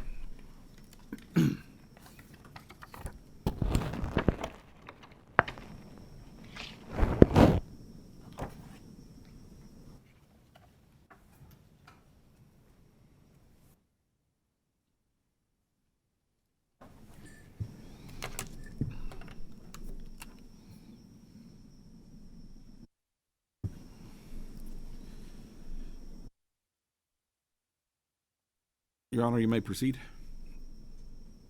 However you'd like to do it. Chairman Nemes, I know that we have a lot of folks who are not lawyers, and I don't know if we have any lawyers who have been prosecutors or criminal defense lawyers. So with your permission, I'd like to give the committee some perspective about prosecution and defense. I will not address directly anything that has been said. May I, with your permission? You may. We went at it a long time earlier today. I'll be quick. Okay. Yes, I'll sir. be quick. So let me tell you who I am. I was a Navy prosecutor and defense lawyer for 10 years. I was medically retired. I wanted to continue to serve my community. And I went and was an assistant United States attorney for 16 years. I had to put my kids through college, so I went to Taft, Stettinius, and Hollister, the 66th largest law firm in the country, where I did defense work. And I'm now in my own practice. I have extensive experience in both prosecution and defense, so I'd like to give you some of my perspective. First of all, grand juries are not, despite what they're said to be in the law, really very independent. Prosecutors bring their evidence without anybody else in there. They talk to the grand jury, tell them what they think the charges should be and who did it. Then they bring in their witness. I'm sure, sir, you have been in a grand jury testifying. And that's it. Maybe they'll give them some documents. Never, or in most cases, does the prosecution present any evidence in mitigation of the defendant. It's very rare. Only the most conscientious prosecutors do that. Once a case is indicted, it goes before a judge. When the indictment is issued, the defendant gets a defense lawyer. The defense lawyer's job is to undermine the case of the prosecutor's office, and the prosecutor's job is to try to convict the defendant. Now, let me be clear. A prosecutor's client is the government. When you're a military prosecutor, it's the military. When you're a federal prosecutor, it's the federal government. When you're a state prosecutor, It's the Commonwealth of Kentucky. Victims who have rights are not the prosecutor's client. Often prosecutors get emotionally attached to victims. I've done that myself, and it has colored my perception of what happens in court. Every single judge is different. There are judges in the Southern District of Ohio on the federal bench, in the Eastern District of Michigan, in the Eastern District of Kentucky that are tough on prosecutors and defense lawyers. I see Chairman Nemes, you understand that. Maybe you have experienced that. I've been gavelled down by both sides. Yes, sir. And so some lawyers think judges, some defense lawyers think some judges are tougher on them. Some judges think the prosecution is tougher on them. And prosecutors are ministers of justice.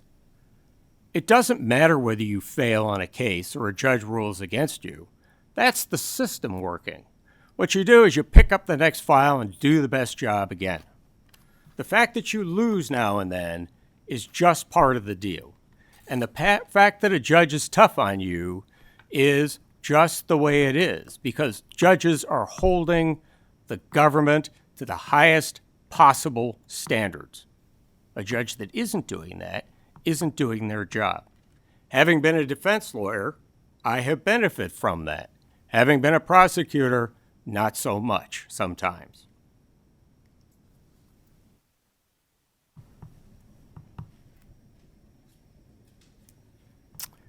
Prosecutors must be careful about their reputation in front of judges. They must not make mistakes that undermine justice.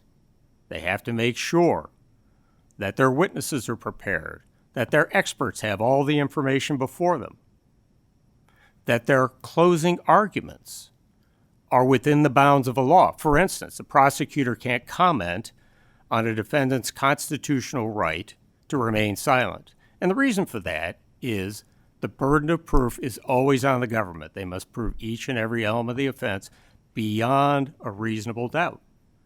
No defendant in the world, in this country, has to prove their innocence. That's the government's job always. I'll conclude with this. Being a prosecutor is a tough job, and you got to have a thick skin. Thank you, Mr. Chairman. Thank you. Anything else, Judge Goodman? Yes, I'd like to address, oh, sorry. I always forget to turn it on. Sorry. Members of the committee, Chair Nemes, I would like to address a few statements that were made by Ms. Baird, and I appreciate you giving me the opportunity of this rebuttal. First, she has stated loud and clearly that she believes I am biased towards the Commonwealth Attorney's Office. I am not biased. What I believe, if you read the letter that was submitted by my attorneys in response to her 11-page letter, is that for some reason, Ms. Baird has carried a grudge against me since 2008. 2008, we both ran for district judge. She was one of 8, we were all one of 8 candidates.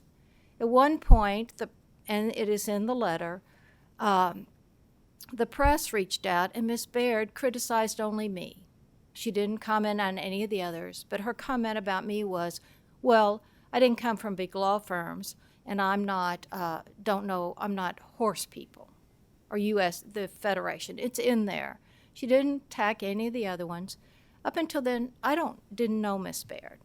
She tried to say to you that she was cordial to me, but she wasn't. I was the only judge she attacked, or the only individual she attacked in that campaign. Additionally, when I ruled on the Thomas case, after that, she stated, and it's in the record, several times that her goal was, and her druthers were to get me out of every criminal case ever. Unfortunately, she's tried that with the Supreme Court, and it hasn't worked. She's tried it to try to have me removed, and it hasn't worked. So now, here we are. You're her last chance. I also want to explain some things when she talked about restitution and why I demand proof. It is because the Commonwealth carries the burden of proof if you're going to make a defendant pay restitution. And the Supreme Court decision makes very clearly a judge cannot set restitution without concrete evidence, without invoices, without affidavits, if necessary, establishing the number. I'm not doing anything there other than upholding the law.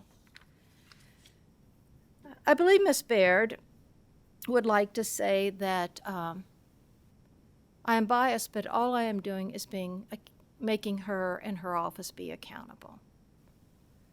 I am not allowed to talk about the cases that you know about because they're pending. But what she doesn't tell you about are the cases that are over, that have been in my court as recently as in the last few months. Just last week, I had a suppression hearing brought by the defense attorney, as they are allowed to do, in a DUI fourth, 1 to 5 in the penitentiary. The defendant had been sitting in jail for a year. At the close of that evidence, I suppressed the evidence because there was no probable cause to believe he had ever driven.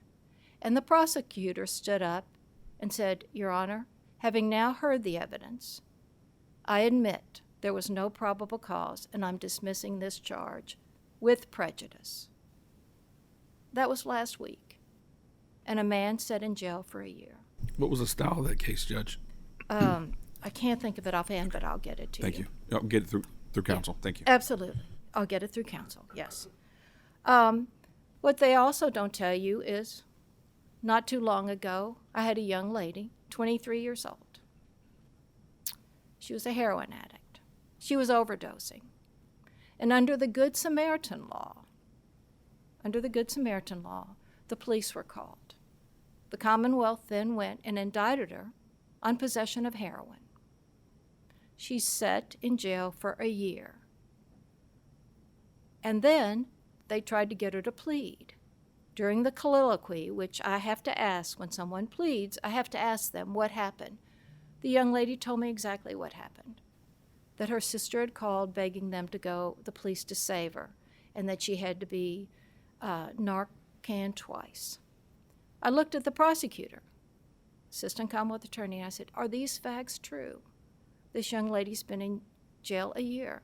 And the prosecutor's response was, "I don't know, I never investigated the case." But yet she had this young woman indicted. I took a brief break and told them to please go talk to the detective and to see if that is what happened. Because I value what detectives say, having been a special prosecutor and working with the Kentucky State Police all 4 years when I was a special prosecutor. And she came back and dismissed the charge, dismissed it with prejudice, because those were indeed the facts. A week later, the Commonwealth dismissed 3 other cases on the Good Samaritan law that they had indicted people on because they had not investigated. This is not being biased towards the Commonwealth. This is being a judge who says it is about justice. It is about doing your job. Am I hard on them? Absolutely. Just last week, took a plea. Young man had been charged with burglary, Class C felony, 5 to 10. Commonwealth came into court and admitted that there was no probable cause, that when they indicted him, they had not looked at the evidence. And then they let him plead to a nuisance. And he pled Alford. You know what that is, Chairman Nemes. He didn't admit his guilt, even of a nuisance, which is, under our law, only punishable by a fine. But then the Commonwealth attorney said, "Well, I'm going to give him credit for jail time." I said, "But that's an illegal plea. You can't give him jail time on a nuisance." "Well, he didn't serve any jail time anyway." I said, "You still can't do that." So, to resolve the issue, I fined him $25. This is the court that I sit on. The Commonwealth doesn't tell you about the rape case, where the Commonwealth attorney presented evidence to a grand jury saying that a gentleman, and I can get you, and my lawyers will give you the names of all these cases, said that a gentleman had put his his finger in the vagina of a young girl. Rape case. Only to find out that was never true. It had never happened. And then the Commonwealth wasn't willing to dismiss the case, but tried to convince the defense attorneys to let them amend it. It was only when the defense attorneys refused that it then went before Judge Van Meter, and she said that she would not amend it. It would have to be dismissed, and the Commonwealth was forced to dismiss the case. Finally, as recently as a few months ago, the Kentucky Supreme Court reversed a murder conviction in Judge Travis's court because the prosecutor had told Judge Travis that in rebuttal, they didn't have to give evidence to the defendant. That is not the law. The opinion in that case, and it's you know, they're giving evidence that could be exculpatory or hiding evidence, not sharing the evidence. Supreme Court reversed that case on prosecution. I make mistakes. We all make mistakes. But when you are a prosecutor and you will let people sit in jail for years because you simply have not investigated the case, then I assure you I will be hard on those prosecutors. I don't apologize for that, nor do I say that I am biased. I am not biased towards the Commonwealth. But what I do demand of the Commonwealth is, as she represents citizens, but all Kentuckians are citizens. It is not about convictions. It is about justice. I could give you probably 30 more cases just like this in my 5 years. The difference between me and Ms. Baird is I don't get a copy every day, every Thursday. I handle criminal dockets on Thursday. 70 cases, usually every Thursday. 70 on a slow day, it's 65. I don't get a copy of that and watch it afterwards and write down all the things the Commonwealth attorney did that, in my opinion, were not appropriate, such as not investigating their cases. I don't get the copy of the prosecutor who sat at the table during the court proceedings and ate the banana, and then when she was done, put the banana on the table. I don't get a copy of the video of the prosecutor when I ask on the record, "You're making an argument. Can you give me the law that represents that you're relying upon?" And her answer is, "I don't have to give you the law. I know the law." Rude goes both ways. And as you read in one of the responses, the defense attorney was appalled at the way the Commonwealth Attorney's Office treated me. But I am not biased by the Attorney General's office, but what I am doing is representing all the citizens of this community when I call them out for not doing their job. And if I'm to be impeached for that reason, and if because this panel has now given Ms. Baird her opportunity to get me out of every criminal case, then I can simply accept the results. But it is not what the people of Fayette County have asked me to do the last 18 years. They've asked me to represent all citizens in that county, not just the ones the prosecutor wants me to represent. Finally, I will say, Ms. Baird made a great deal about her chart. I'd ask you to look at that chart closely. Yes, I'm an ex-prosecutor, so I understand the suppression laws. Not to in any way criticize them, but Judge Travis and Judge Van Meter have never handled a criminal case. They weren't prosecutors.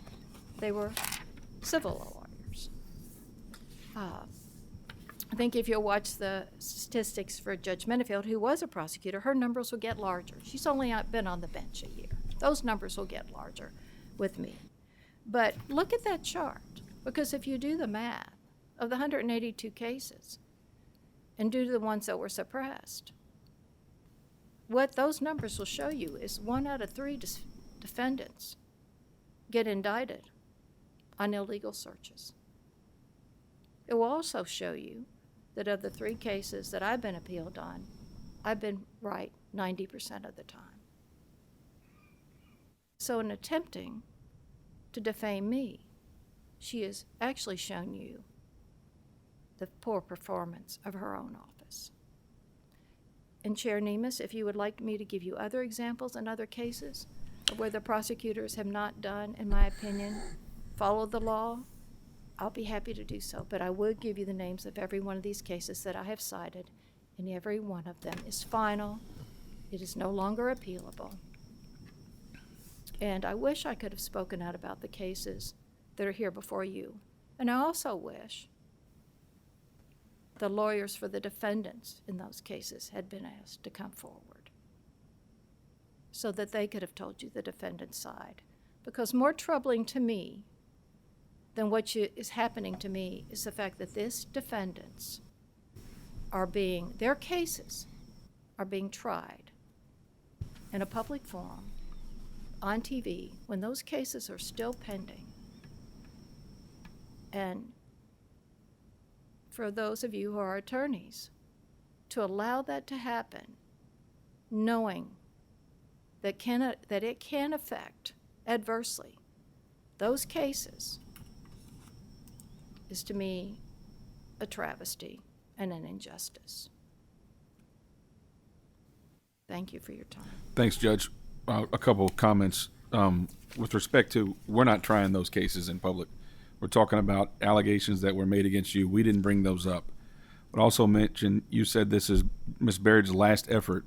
This is not Ms. Baird's effort. This was brought to the House of Representatives, and we invited her to come as a person, just as I would if it were Jefferson County or name your county, because the prosecutor is in your court and all those courts, all the other courts, every day. So it was by invitation. So if there's any impropriety in that, which I don't think there is, it's on the committee, not on Ms. Baird for responding. With respect to, we just received a letter from Judge Goodman, Judge Goodman's counsel. We will review that. I think we have enough copies for the members. We'll pass that out immediately. I'd ask the members to read that. I also want to put on the record that you had no questions for Ms. Baird that you wanted to submit to us. You have tons of questions perhaps, but you didn't ask us to ask her for any questions. And then I understand that the new information that Judge Goodman was just testifying about all the other cases, you're going to get us those case names. And in fairness, if Ms. Baird would like to, I'm not going to let her testify, but if she would like to submit a letter in response, that's up to her. Other than that, if there's nothing more, we're adjourned. Thank you, Judge. Thank you.